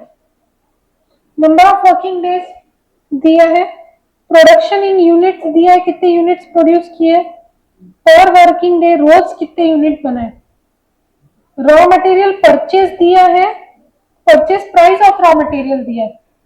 बेसिकली अपने को क्या क्या दे दिया है ये समझो। एक दिन में कितना यूनिट बना रहे हो और कितने दिन काम कर रहे हो। तो ये महीने का मैं पूरा कंजम्पशन निकाल सकती हूँ, ये महीने का मैं पूरा कंजम्पशन निकाल सकती हूँ। एक दिन में अगर मैं 50 यूनिट्स का प्रोडक्शन कर रही हूँ और मेरा opening stock to closing stock का रेशियो दिया है क्या? Opening stock is to closing stock नहीं, raw material is to finish goods का। देखो नीचे बोला है quantity of raw material per unit of a product is 4 kg। तो मैं अगर 50 फिनिश गुड्स बना रही हूँ तो मैंने कितना रॉ मटेरियल वापरा है? 200। कैसे निकाला? 50 इंटू 4। मैंने 200 kg रॉ मटेरियल वापरा एक दिन में। ऐसे कितने दिन? 25 दिन। तो मैंने कितना रॉ मटेरियल वापरा वो निकल जाएगा। Basically material consume for the month निकल जाएगा। समझ में आ रही है बात आपको? यहाँ तक क्लियर है? Opening stock of raw material दिया है आपको, कितनी क्वांटिटी है और कितने रुपए का है, तो रेट निकल जाएगा क्या? निकल जाएगा ना। क्लोजिंग स्टॉक भी दिया आपको रॉ मटेरियल का, कंजम्पशन आपका निकल गया, परचेसेस तो दिया वही है। क्या बोल रहे हैं देखो, raw material purchases by weights to the total of 4 months. मतलब आपको ओपनिंग स्टॉक है आपके पास, आपके पास परचेसेस है क्या? नहीं है। क्लोजिंग स्टॉक है। आपके पास कंजम्पशन है क्या? यस है। तो ये परचेस निकाल सकते हो ना? बाकी तीनों चीजें तो परचेस निकाल सकते हो। तो ये जितना परचेस आएगा उसको प्रोपोर्शन में बांटना है, 21%, 26%, 30% एंड 23%। देखो टोटल 100% होती कि नहीं होती? यानी ये जो आपका परचेस है वो 100% है, उसका कितना परसेंट पहले महीने में है? 21। तो 21% परचेसेस बनाना है। समझ में आ रहा है क्वेश्चन का फ्लो? क्वेश्चन का फ्लो समझ में आ रहा है क्या? देखो क्या एक और चीज लिखा है, all the purchases of materials are made at the start of each month. यानी आपने 21% जो जनवरी में परचेस किया वो कौन से तारीख को करोगे? 1 जनवरी को। तो आपका टेबल कैसे बनेगा? सबसे पहले 1 जनवरी ओपनिंग स्टॉक, फिर 1 जनवरी रिसीट्स में परचेसेस, फिर 1 जनवरी नहीं, 1 जनवरी नहीं, फिर आप जनवरी लिखोगे, 1 तारीख नहीं लिखोगे, कोई भी तारीख नहीं लिखोगे, जनवरी कंजम्पशन, फिर 31 जनवरी क्लोजिंग स्टॉक, फिर 1 फरवरी परचेस, फिर फरवरी मंथ कंजम्पशन, 28 फरवरी क्लोजिंग स्टॉक, फिर 1 March opening stock, 1 March purchase, March month का कंजम्पशन और 31 March closing stock, so on and so forth. समझ में आ रहा है? तो इसका चलो अपन आंसर बनाते हैं, पर उसको पूछा क्या है पहले वो देख लो। अभी अपने को ये समझ गया, अपने को टेबल बनाते आता। क्या टेबल बनाते आता? रिसीट, इश्यू, बैलेंस बनाते आता नहीं आता? अभी क्या पूछ रहे हैं देखो, required the consumption of raw materials in KGs month by month and in total. बोले पहले तो कंजम्पशन कितना कर रहे हो वो बताओ, हर महीने का और टोटल। ये तो बहुत इजी है, अपन ने दिखा कैलसी पे। और योर कैलसीज, जनवरी में कितने यूनिट्स बना रहे हो? 50 कितने यूनिट्स बना रहे हो? 50 यूनिट्स बना रहे हो। 1 यूनिट बनाने को कितना लगता है रॉ मटेरियल? 4। तो कितना रॉ मटेरियल कंज्यूम करोगे जनवरी मंथ में? 200 केजीज। कितने रुपए वाला? 50 रुपए वाला। कितने रुपए वाला? सॉरी 10 रुपए वाला। 10 रुपए वाला हाँ या नहीं? तो 10 रुपए वाला कितना अमाउंट, कितना अमाउंट बना? 2000 एक दिन का हुआ। अब 25 दिन इतना करना है, कितना? 50,000। तो आपका जनवरी मंथ का कंजम्पशन टोटल कितना आया? 50,000 अमाउंट में, और क्वांटिटी में कितना आया? 5,000। 10 रुपए वाला। समझ में आ रहा है? समझ में आ रहा है? तो यही अपने को पहले टेबल में बनाना है। सेकंड टेबल क्या पूछ रहा है देखो, calculate month wise quantity and value of raw material purchased. पहले तो कंजम्पशन बताओ, फिर अगले इसमें क्या बोला? परचेस बताओ। अभी परचेस कैसे निकालोगे? आपको कंजम्पशन पता चल गया, ओपनिंग स्टॉक क्लोजिंग स्टॉक पता चल गया, तो परचेस निकल जाएगा, टोटल परचेस निकल जाएगा। तो उसको हर मंथ में बाइफरकेट करना है। तो ये अपन टेबल बनाना चालू करते हैं। फिर थर्ड पार्ट तो बहुत सिंपल है, प्रिपेयर स्टोर्स लेजर। कौन सी मेथड से? फीफो मेथड से। स्टोर्स लेजर तो आप लोग बना लोगे, वो मुझे गारंटी है। चलो सॉल्व करते हैं।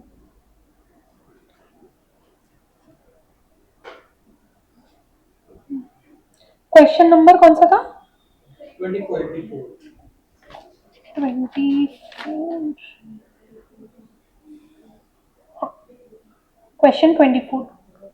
देखो फॉर्मेट कैसा बनाओगे?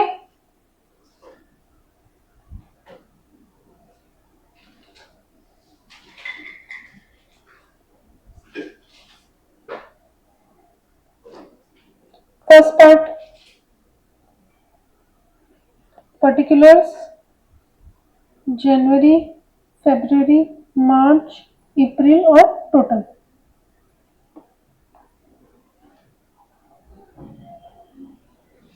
FG प्रोड्यूस, RM required,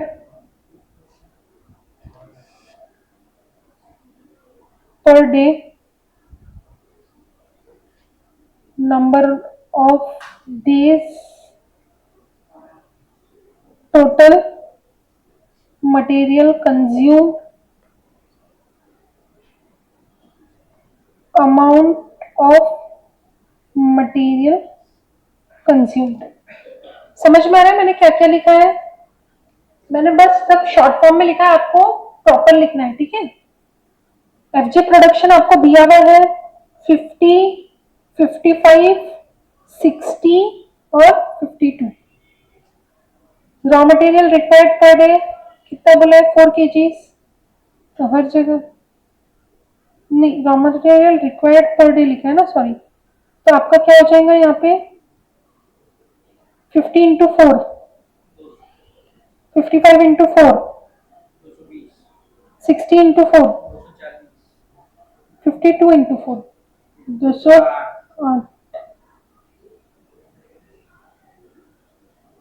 ये समझ में आया क्या सबको? नंबर ऑफ डेज कितने दिए हैं, अलग अलग है।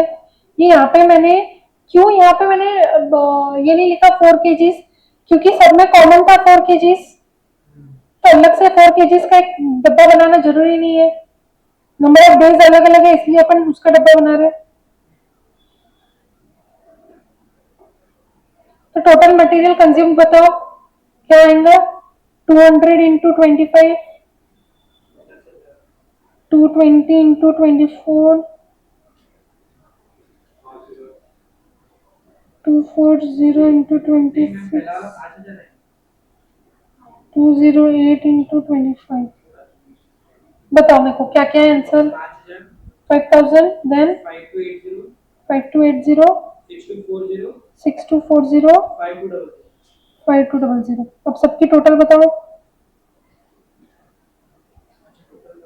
ये यहाँ पे नहीं लिखना, हाँ, टोटल टोटल का कॉलम खाली ये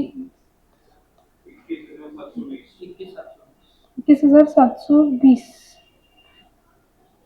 फिनिश गुड की भी टोटल बना लो, कितना प्रोड्यूस किया।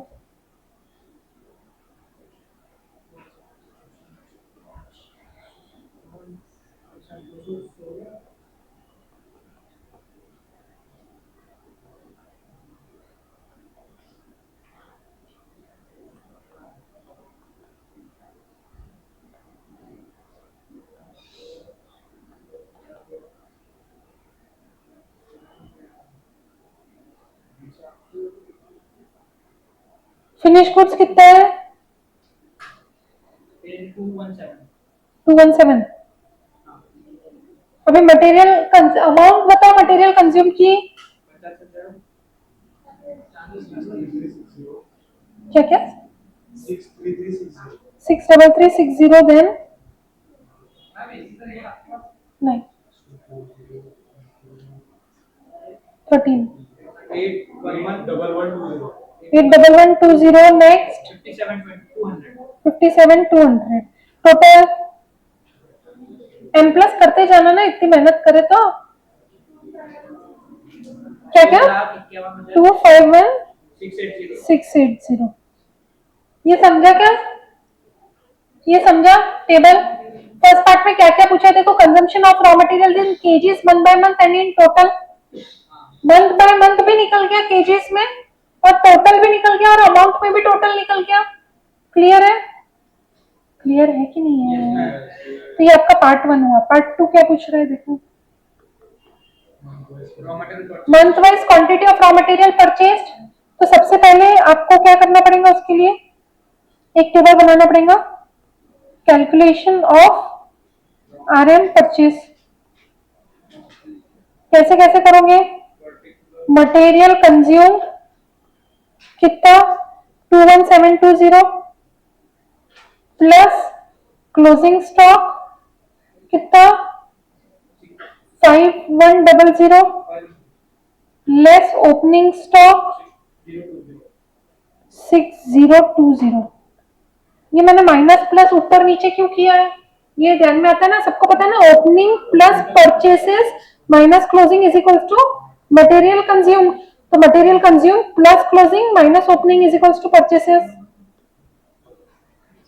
कितना आ रहा परचेस, क्या क्या 20,800। ये आपका परचेसेस आ रहा है।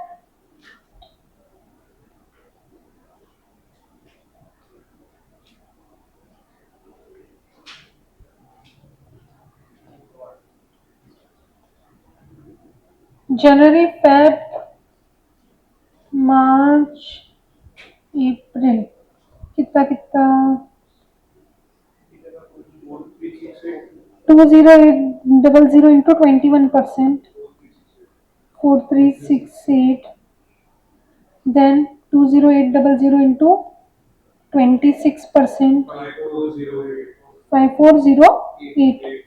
Then 20800 into 30%, 6240. Then 20800 into 23%, 4784.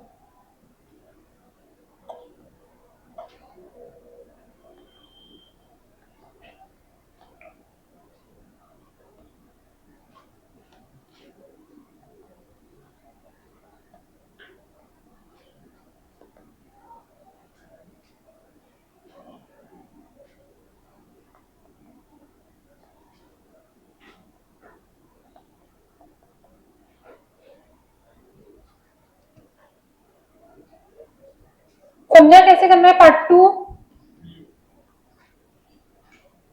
Part 1 और पार्ट 2 क्लियर हो गया क्या सबको? पार्ट 1 पार्ट 2 क्लियर हो गया? अभी थर्ड पार्ट, आप 3 कॉलम बनाने की जगह पे 1 कॉलम में भी कर सकते हो अगर आपको आता है। कैसे करते हैं? क्योंकि ये कौन सी मेथड बोल रहे हैं? क्योंकि ये बोल रहे हैं आपको फीफो, ठीक है। वैन रहा तो अगर एवरेज निकालने को बैलेंस हर बार निकालना पड़ता है, इसमें बार बार बैलेंस निकालना पड़ता है क्या? नहीं। तो देखो कैसे बनाओगे। Date, particulars, quantity, rate, amount. एक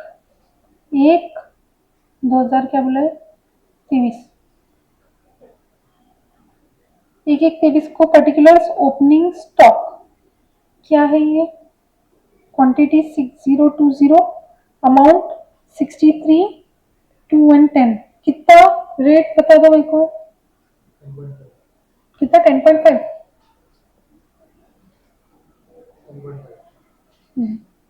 अभी एक को परचेज भी रहेगा, फिर 1/1/2023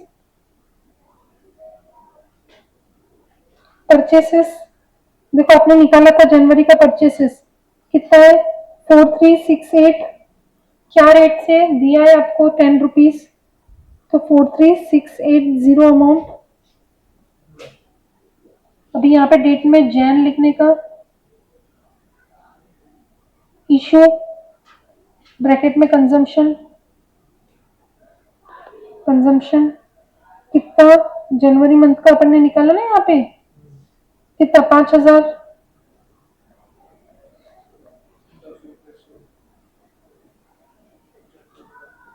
नहीं 10 रुपए से नहीं, क्योंकि फीफो बोला है वहां पे, तो 10.5 से कितना? 52,500। अभी 31 जैन 23 बैलेंस कितना?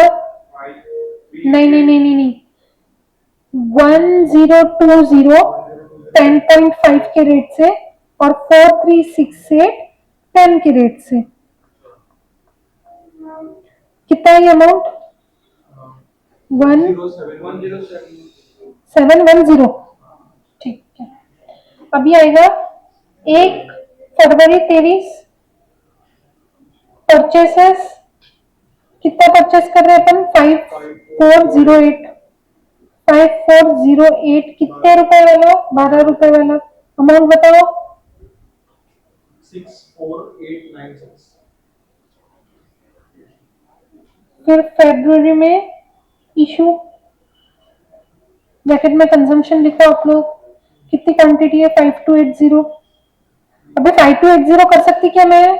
1020 पहले करूंगी, तो मेरा कैसे लिखोगे? 5280 माइनस 1020 कितना? 42 बताती हूँ ना, 4260। और जब इशू करते हैं फीफो में सबसे पहले पहला वाला इशू होगा 10.5 रुपए वाला, जितना था उतना, फिर बचा हुआ कितने का था? 10 रुपए का। तो मेरा 10710 तो वापरे गया और 42600 वापरे गया। समझ में आया क्या फेब का इशू? किसी को डाउट है फेब के इशू में? नहीं ये इशू को निगेटिव लिखो पहले तो, इशू को निगेटिव लिखना चालू करो।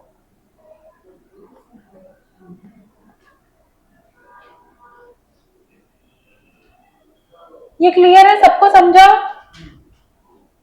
अभी क्या करेंगे, बैलेंस निकालेंगे। 28 फेब 23 बैलेंस। अभी आपके पास 4368 में से 4260 आपने गया, कितना बचा? 108 है ना? हाँ या नहीं? मेरा कैलकुलेशन बताओ। 108 हाँ, और फिर उसके अलावा आपने नया कितना लिया था? 5408, 12 रुपए वाला, तो ये भी बचा हुआ है ना? ये समझा क्या आपको सबको? हाँ मैम एक बार यहाँ पे ध्यान देंगे कि सब लोग फरवरी मंथ में क्या हो रहा है। देखो, जनवरी में इतना बैलेंस बचा है, फरवरी मंथ में जब इशू कर रहे हैं तो पहले फीफो बोला है, तो सबसे पहले पहली चीज इशू होंगी, तो बैलेंस में से देखना ये जो है पहले ये इशू होगा। क्यों? क्योंकि क्वांटिटी उससे ज्यादा मांगी है। फिर बचे हुए कुछ है इसमें से जाएगा। अब अगर इसके भी ऊपर रहता तो और बैलेंस इसमें से निकालते थे। समझा क्या सबको? ये तो क्लिक होता है ना सबको कि कोई डाउट है इसमें? अभी ये फेब का हो गया, फिर अब बनेगा मार्च। 1 मार्च 23 परचेसेस कितना? 6240 13 रुपए 81120। अभी उसके बाद क्या आएगा? मार्च का इशू कितनी क्वांटिटी बोला है मार्च में? 6240 6240 सेम इशू होगा क्या 13 रुपए वाला? नहीं, तो क्या क्या होगा? 108 पहले इशू होगा 10 रुपए वाला, 1080।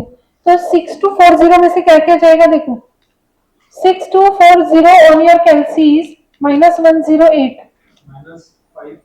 माइनस 5408, तो ये 5408 12 रुपए वाला जाएगा, और 724 यूनिट्स 13 रुपए वाले जाएंगे।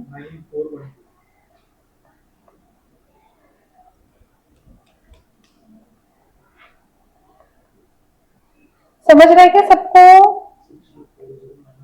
अथर्वा,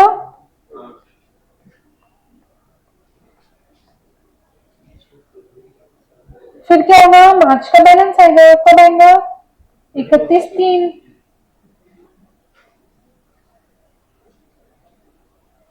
कितना बैलेंस बचा? बहुत इजी, 6240 माइनस 724 5516 बचा। कितने रुपए वाला? 13 रुपए वाला, 71708। अब इसमें क्या होगा? मार्च मंथ में पहले इशू होगा, नहीं परचेस होगा, सॉरी अप्रैल 1/4/2023 परचेस होगा। लास्ट मंथ है ना ये? कितना है? 4784 4784 11 रुपए से कितना? 52624। अभी यहाँ पे इशू अप्रैल में कितना पूरा की पूरा आ जाएगा, है कि नहीं? कितना इशू आ रहा है? सॉरी क्लोजिंग भी है ना स्टॉक। कितना इशू आ रहा है? 5200 है इशू, 5200 13 रुपए वाला,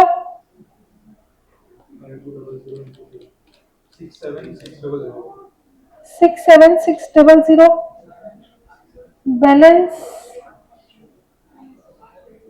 30/4/23 को बैलेंस कितना आएगा? 5516 माइनस 5200 316 क्वांटिटी 13 रुपए वाली, और 4784 क्वांटिटी 11 रुपए वाली, 4108 और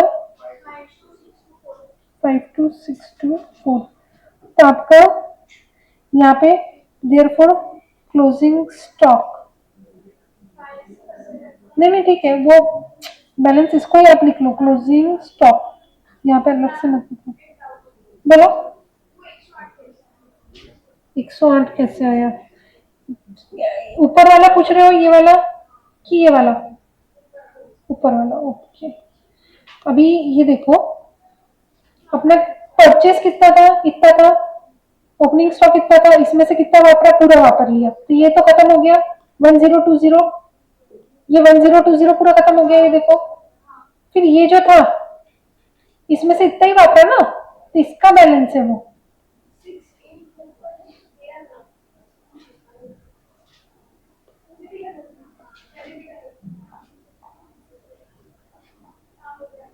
हो गया, हो गया, ये समझा? क्वेश्चन समझा? अच्छा था? क्यों अच्छा नहीं था? बहुत इजी क्वेश्चन था, ऐसा मेरे को नहीं लगता कोई कॉम्प्लिकेटेड क्वेश्चन था।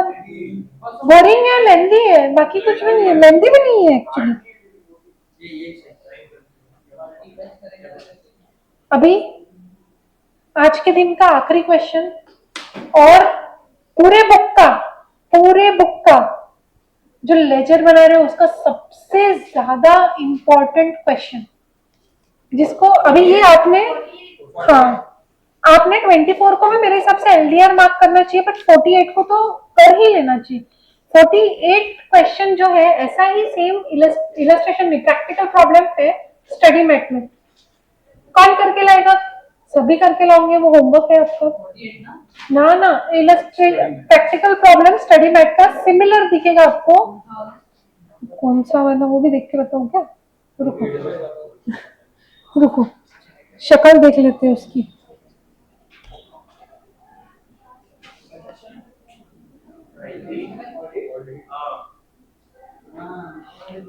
Practical problem 8। यस, ये होमवर्क है। ये इसलिए होमवर्क दे रही हूँ क्योंकि ये आपके पास आंसर है पूरा अवेलेबल, ठीक है? तो कभी कुछ गड़बड़ हुई, समझ में नहीं आया तो आप देख सकते हो, लेकिन 48 जो है वो अपन साथ में करेंगे। हाँ अभी अब 48 के लिए ना 2-3 चीजें मेरे को पहले तो आप लोगों से समझना है।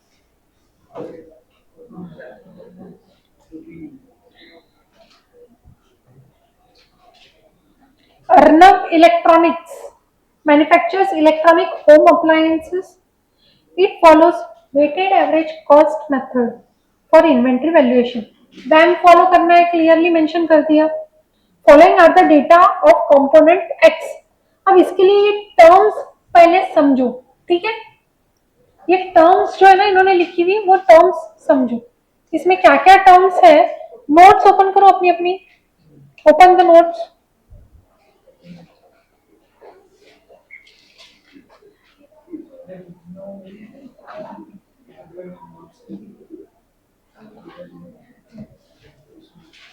लिखो उसमें सबसे पहले,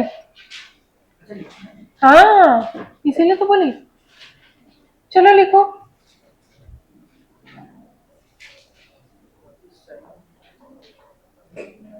उसमें हेडिंग दो, क्या हेडिंग दोगे? आपका इन्वेंट्री कंट्रोल, उसमें लिखो इन्वेंट्री कंट्रोल, फिजिकल वैल्यूएशन नहीं था ना उसका, इन्वेंट्री कंट्रोल, और उसका था physical control, inventory control by using physical control.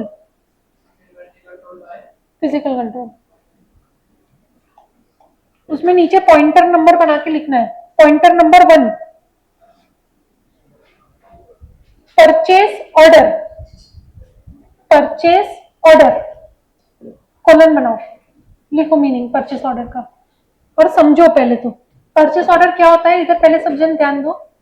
हम लोगों ने जो क्वांटिटेटिव मेजर था उसमें अपन ने देखा ROL क्या होता है, रीऑर्डर लेवल, वो समय जहां पे आप ऑर्डर प्लेस करते हो। तो वही समय को अपन जो ऑर्डर प्लेस करते हैं ना, वो ऑर्डर को परचेस ऑर्डर बोलते हैं। किसको परचेस ऑर्डर बोलते हैं? रीऑर्डर लेवल पे आके जब आप एक फोन लगा के पर्सन को बोलते हो भैया माल भेजो, या तो उसकी जगह पे जाके माल खरीदने जाते हो, तो वो समय को परचेस ऑर्डर बोलते हैं। यानी जिस समय आप माल परचेस करने गए वो समय परचेस ऑर्डर की डेट हो गई। जितना आपने माल परचेस की रिक्वेस्ट भेजी, रिक्वेस्ट यानी भैया मेरे को 50 किलो पोटैटो चाहिए पोटैटो चिप्स के लिए, भैया मेरे को 5 केजीज ऑफ रोजेस चाहिए डेकोरेशन के लिए, ठीक है। तो वो जो आप क्वांटिटी बता रहे हो वो परचेस ऑर्डर की क्वांटिटी हो गई। अभी परचेस ऑर्डर का प्राइस क्या, जो आपने और सप्लायर ने निगोशिएट करके परचेस प्राइस बनाया है वो आपका परचेस ऑर्डर का प्राइस हो गया। क्लियर है यहाँ तक के? क्वांटिटी कितनी रहेंगी परचेस ऑर्डर की? ईओक्यू, इकोनॉमिक ऑर्डर क्वांटिटी ही बुलाते हो ना हर बार ऑर्डर पे, अगर ईओक्यू नहीं बुला रहे हो तो आरओक्यू रहेंगी। तो quantity of purchase order is either EOQ और आरओक्यू। तो परचेस ऑर्डर में पहले लिखो quantity is equals to EOQ और आरओक्यू इन केस, आरओक्यू के बाजू में लिखना है in case EOQ not followed, in case EOQ not followed मतलब अगर आप इकोनॉमिक ऑर्डर क्वांटिटी नहीं मंगवा रहे हो तो ही आरओक्यू है, ठीक है। अभी उसमें लिखो क्वांटिटी के आगे नीचे सेकंड डेट, परचेस ऑर्डर का डेट इज इक्वल टू करके लिखो date at which quantity falls at reorder level, date at which quantity falls at reorder level. Reorder level पे ही आप ऑर्डर प्लेस करते हो ना, तो डेट कौन सी रहेंगी? रीऑर्डर लेवल अपन क्यों इंपॉर्टेंट है अपने लाइफ में? क्योंकि वो तारीख को फोन लगा के बोलना है कि भैया हमको वापस ईओक्यू क्वांटिटी भेजो, तो वही चीज यहाँ पे है, समझ में आ रहा? तो बेसिकली परचेस ऑर्डर मैंने अगर 10 तारीख को परचेस ऑर्डर प्लेस किया तो 10 तारीख को एक्चुअली मेरे को कुछ हुआ क्या? मेरा स्टोर्स में कोई माल आया, स्टोर से कोई माल गया, मेरे जेब से कोई पैसा गया? शायद हाँ शायद ना, पैसे के लिए। क्यों? क्योंकि तुम परचेस करने गए हो। बहुत सी बार तुम पेमेंट पहले ही कर देते हो, डिलीवरी बाद में मिलती है। बहुत सी बार तुम डिलीवरी के बाद पेमेंट करते हो, हाँ या नहीं? तुम लोग ऑनलाइन कुछ ऑर्डर करते हो तो प्री पेमेंट भी करते हो और कैश ऑन डिलीवरी भी करते हो, हाँ या नहीं? समझा बात? अभी उसमें जो फर्स्ट लिखा क्वांटिटी, सेकंड लिखा डेट, उसमें थर्ड लिखो rate. It is the rate at which purchases are made, that is I dot E dot, that is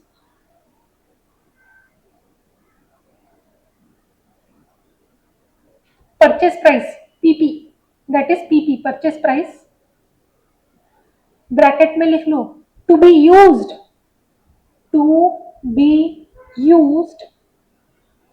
when purchase order received,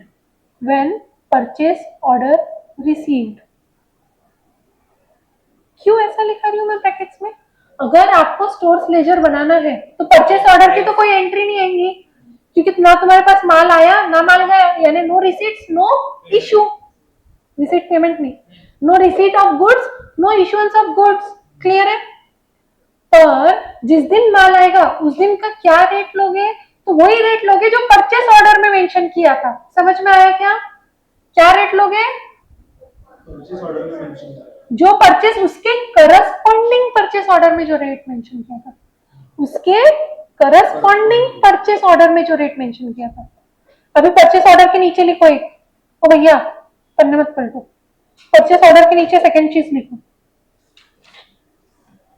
अब परचेस ऑर्डर तो हो गया, अब रिसीव होगा तो उसको लिखो GRN, लिखो सेकंड। परचेस ऑर्डर पहला लिखा, सेकंड GRN लिखो। GRN का फुल फॉर्म लिखो ब्रैकेट्स में, goods receipt note.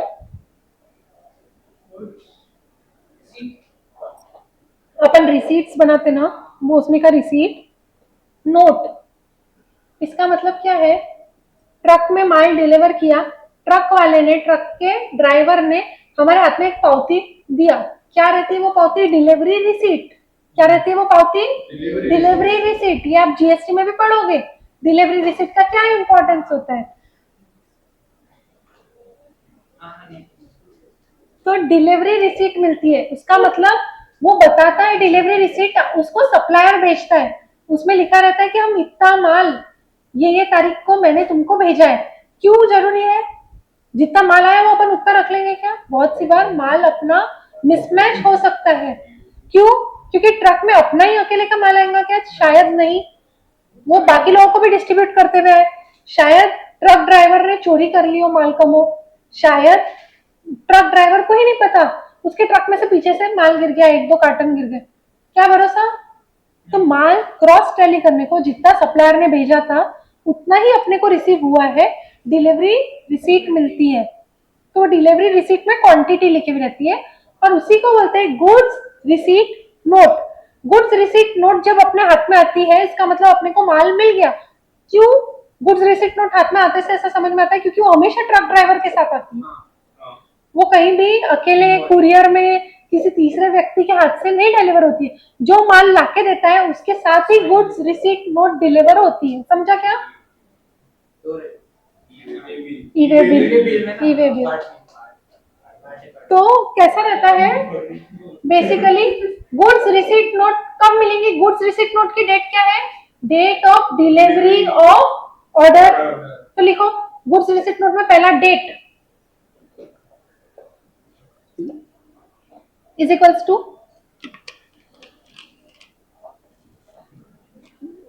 date of receipt of purchases, correct?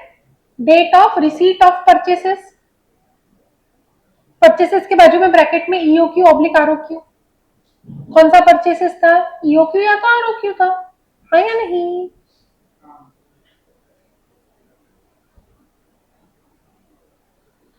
अभी इसका डेट तो आ गया, इसकी क्वांटिटी लिखो, बी क्वांटिटी। GRN में क्वांटिटी कितनी लिखी होनी चाहिए? हाँ, quantity is equals to quantity as per PO, quantity as per PO। Purchase order को PO बोलते हैं। क्या बोलते हैं?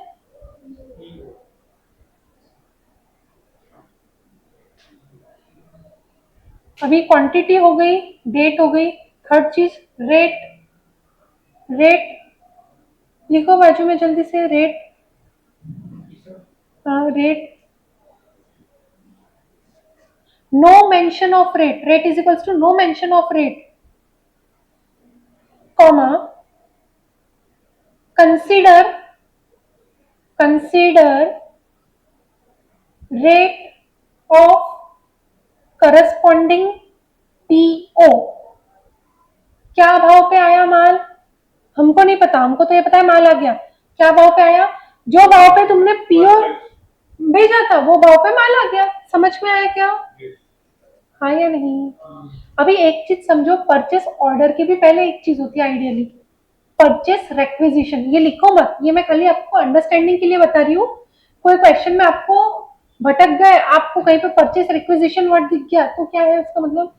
परचेस और रिक्विजिशन, रिक्विजिशन मतलब रिक्वेस्ट, परचेस मतलब खरीदने का, खरीदने की रिक्वेस्ट कर रहे हैं अपन, उसका मतलब है परचेस रिक्विजिशन। अपन परचेस की रिक्वेस्ट लेके अपने सप्लायर के पास जाते हैं। क्या करते हैं अपन? परचेस की रिक्वेस्ट लेके सप्लायर के पास जाता है। करेक्ट है ये स्टेटमेंट? तो फिर परचेस ऑर्डर लेके कौन जाता है? परचेस ऑर्डर तो फिर वो लेता, वो देगा क्या? वो तो अपने को गुड्स रिसीट नोट दे रहा है, वो परचेस ऑर्डर क्यों देगा? लेके जाएंगे फिर वो अपना ऑर्डर लेगा, वही देगा ना कि नहीं, ये एक चीज समझो, अपन कौन है? अभी इन्वेंट्री कंट्रोल कर रहे हैं, अपन कौन है? कल ही बताया मैंने, अपन कौन है? Store keeper. भूल गए क्या? अपन कौन है? Store keeper. अपने स्टोर में माल आता है, अपने स्टोर से माल जाता है, अपने स्टोर से माल जाता है तो कौन लेता है अपना माल? परचेस फ्लोर वाले, purchase floor, sorry production floor वाले, माय बैड, प्रोडक्शन फ्लोर वाले, प्रोडक्शन फ्लोर वाले लेते हैं। तो प्रोडक्शन फ्लोर वाले अपने को रिक्वेस्ट भेजेंगे कि भैया हमको मटेरियल चाहिए, तो परचेस रिक्वेजिशन कौन भेजेगा? प्रोडक्शन फ्लोर वाला अपने को भेजेगा रिक्वेस्ट कि भैया हमको इतना परचेस करना पड़ेगा और माल का, क्योंकि हमको इतना प्रोडक्शन करना है। समझ में आ रहा क्या? प्रोडक्शन फ्लोर वाला बोलेगा हमको इतना माल और लगेगा क्योंकि हमको प्रोडक्शन इतना और करना है। ऑल ऑफ अ सडन बारिश बढ़ने लग गई, रेनकोट की डिमांड आ गई, अपन ने तो नॉर्मल क्वांटिटी रखी थी अपने स्टोर्स में, पर all of a sudden demand बढ़ने की वजह से अपनी क्वांटिटी में चेंज होना चाहिए। तो वो कौन बोलेगा? प्रोडक्शन फ्लोर वाला अपने को बोलेगा भैया रेनकोट बढ़ाओ, हमको जरूरत है रेनकोट की। और समझ में आया? तो वो जो बोलेगा अपने को, वो आदमी परचेस का रिक्वेस्ट करेगा, परचेस रिक्वेजिशन भेजेगा, फिर अपन उसके हिसाब से परचेस का एक ऑर्डर बनाएंगे जिसमें अपन परचेस के अगेंस्ट चीजें देंगे, जिसमें अपन निगोशिएट करेंगे सप्लायर के साथ रेट। क्वांटिटी तो डिसाइडेड रहेंगी, रेट परचेस रिक्वेजिशन में क्वांटिटी बताई जाती है, वही परचेस ऑर्डर में क्वांटिटी होती है, वही क्वांटिटी आपके जीआरएन में होती है। ठीक है? रेट कौन डिसाइड करता है? पीओ डिसाइड करता है रेट। रेट सप्लायर और स्टोर कीपर मिलके डिसाइड करके बोलते हैं। स्टोर कीपर जाता है क्या? एक्चुअली स्टोर कीपर नहीं जाता है, एक उनका रिप्रेजेंटेटिव होता है, स्टोर्स का नहीं। किसका? मैनेजमेंट कंपनी का रिप्रेजेंटेटिव होता है, जो on behalf of suppliers, on behalf of company suppliers team के साथ डील करता है। यानी सप्लायर्स के साथ डील करने वाली एक टीम होती है, सप्लाई डिपार्टमेंट बोलते हैं उसको। सप्लाई डिपार्टमेंट में नहीं बोलते उसको, बोलते हैं क्रेडिटर्स डिपार्टमेंट या पेएबल डिपार्टमेंट। तो पेएबल डिपार्टमेंट वाला बंदा सेल परचेस करने के लिए सप्लायर के पास जाता है और भाव का मोल भाव करता है कि भैया देखो दूसरा सप्लायर जो है मेरे को इतने में देने को तैयार है, तुम दे रहे क्या? ठीक है? तो वो जो मोल भाव करके फाइनल रेट डिसाइड करता है, वो आता है परचेस ऑर्डर में लिख के। फिर वो परचेस ऑर्डर जो है वो सप्लायर के पास भी एक कॉपी रहता है, एक कॉपी अपने पास भी रहता है। फिर जब जीआरएन आता है तो स्टोर्स कीपर को जीआरएन मिलता है, वो परचेस ऑर्डर से कंपेयर करता है। परचेस ऑर्डर में लिखा था 10,000 क्वांटिटी, जीआरएन में 10,000 लिखा है क्या? हाँ। फिर वो एक्चुअली फिजिकली चेक करता है 10,000 क्वांटिटी आई है क्या? हाँ। रेट देखता है, परचेस ऑर्डर में 10 रुपए का रेट था, जीआरएन में रेट है क्या? नहीं। और कहाँ पे रेट है क्या? माल पे रेट लिखा होता है क्या? नहीं। तो अपने को ये कंफर्म है माल पूरा आ गया, रेट कौन सा रहेगा? पीओ का ही लगेगा। क्लियर है? यहाँ तक की क्लियर है? अब इसके बाद क्या होता है? आपका क्या हो गया? यहाँ तक जीआरएन तक पहुंच गए। इसके बाद होता है एक एमआरएन। एमआरएन लिखो नेक्स्ट, एमआरएन नहीं लिखो, एमआरएन। एमआरएन उसको ब्रैकेट्स में लिखो, material return note, material return note. अब ये एमआरएन क्या होता है? एमआरएन यानी जीआरएन जो अपने को सप्लायर ने भेजा था उसके अगेंस्ट 10,000 की क्वांटिटी, 10,000 की क्वांटिटी मैच हो गई थी। फिर अपन ने जब माल खोल के देखा तो माल में कुछ डिफेक्टिव माल निकला, तो अपन ने बोला भैया 300 क्वांटिटी में वापस भेज रहा हूँ। तो बोले मेरे को एक नोट भेजो साथ में, ट्रक वाले ने मिसप्लेस कर दिया। तो अपन ने एक एमआरएन बनाया, मटेरियल रिटर्न नोट, जिसमें लिखा मैं 300 क्वांटिटी वापस कर रहा हूँ अगेंस्ट कौन सा परचेस ऑर्डर? अगेंस्ट जो परचेस ऑर्डर जीआरएन के अगेंस्ट वाला था वो। तो परचेस ऑर्डर अपने लिए हमेशा इंपॉर्टेंट है। ठीक है? तो एमआरएन होगा, एमआरएन यानी रिटर्न। क्या रेट का रिटर्न होगा? जो पीओ पे लिखा था वही रेट का रिटर्न होगा। समझ में आ रहा? तो लिखो एमआरएन में पहली चीज quantity is equals to quantity return to supplier, quantity return to supplier. उसमें सेकंड लिखो rate, R A T rate second number. इतना क्विकली लिख लिया था। Rate is equals to rate as per corresponding GRN that is, हाँ लिखो, rate as per corresponding GRN that is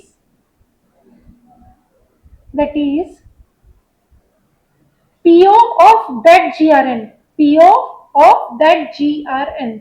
समझा कैसे वो पीओ पे जा रहे हैं अपन? वो जीआरएन का जो पीओ था उस पे जाएंगे। अभी उसके नीचे लिखो third date, date on which return is made, date on which return is made.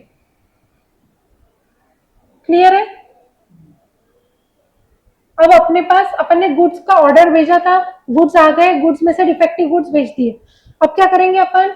अपने अच्छे गुड्स उठा के प्रोडक्शन फ्लोर को देंगे। ठीक है, उसके लिए रहता है मटेरियल रिक्विजिशन। क्या रहता है? Material requisition. लिखो मटेरियल रिक्विजिशन।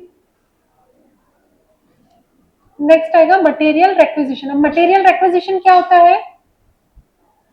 मटेरियल रिक्विजिशन मतलब मटेरियल की रिक्वेस्ट करी। कौन रिक्वेस्ट करेगा मटेरियल की? प्रोडक्शन फ्लोर रिक्वेस्ट करेगा। किसको? स्टोर कीपर को।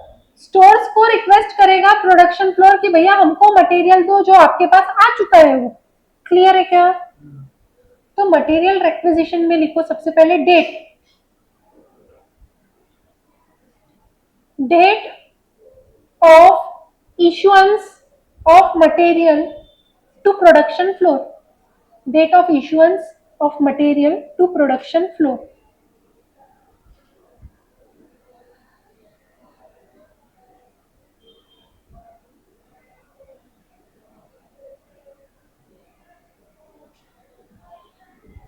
अभी लिखो क्वांटिटी।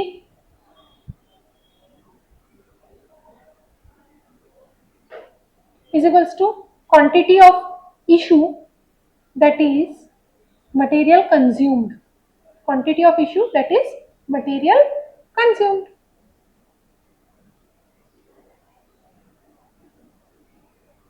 और रेट, ये सबसे इंपॉर्टेंट चीज है।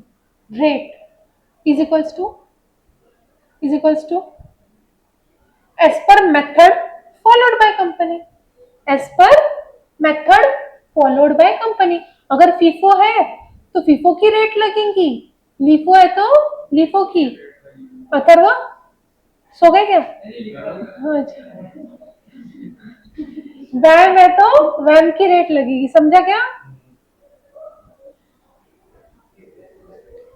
अभी मेरे ख्याल से इसमें का आपका सब कवर हो गया मोटा मोटी, क्या क्या नाम रहेंगे, क्या क्या सिस्टम है। ठीक है, तो अपन आते हैं क्वेश्चन पे। अभी अच्छा ठीक है, कल करेंगे क्वेश्चन। चलो।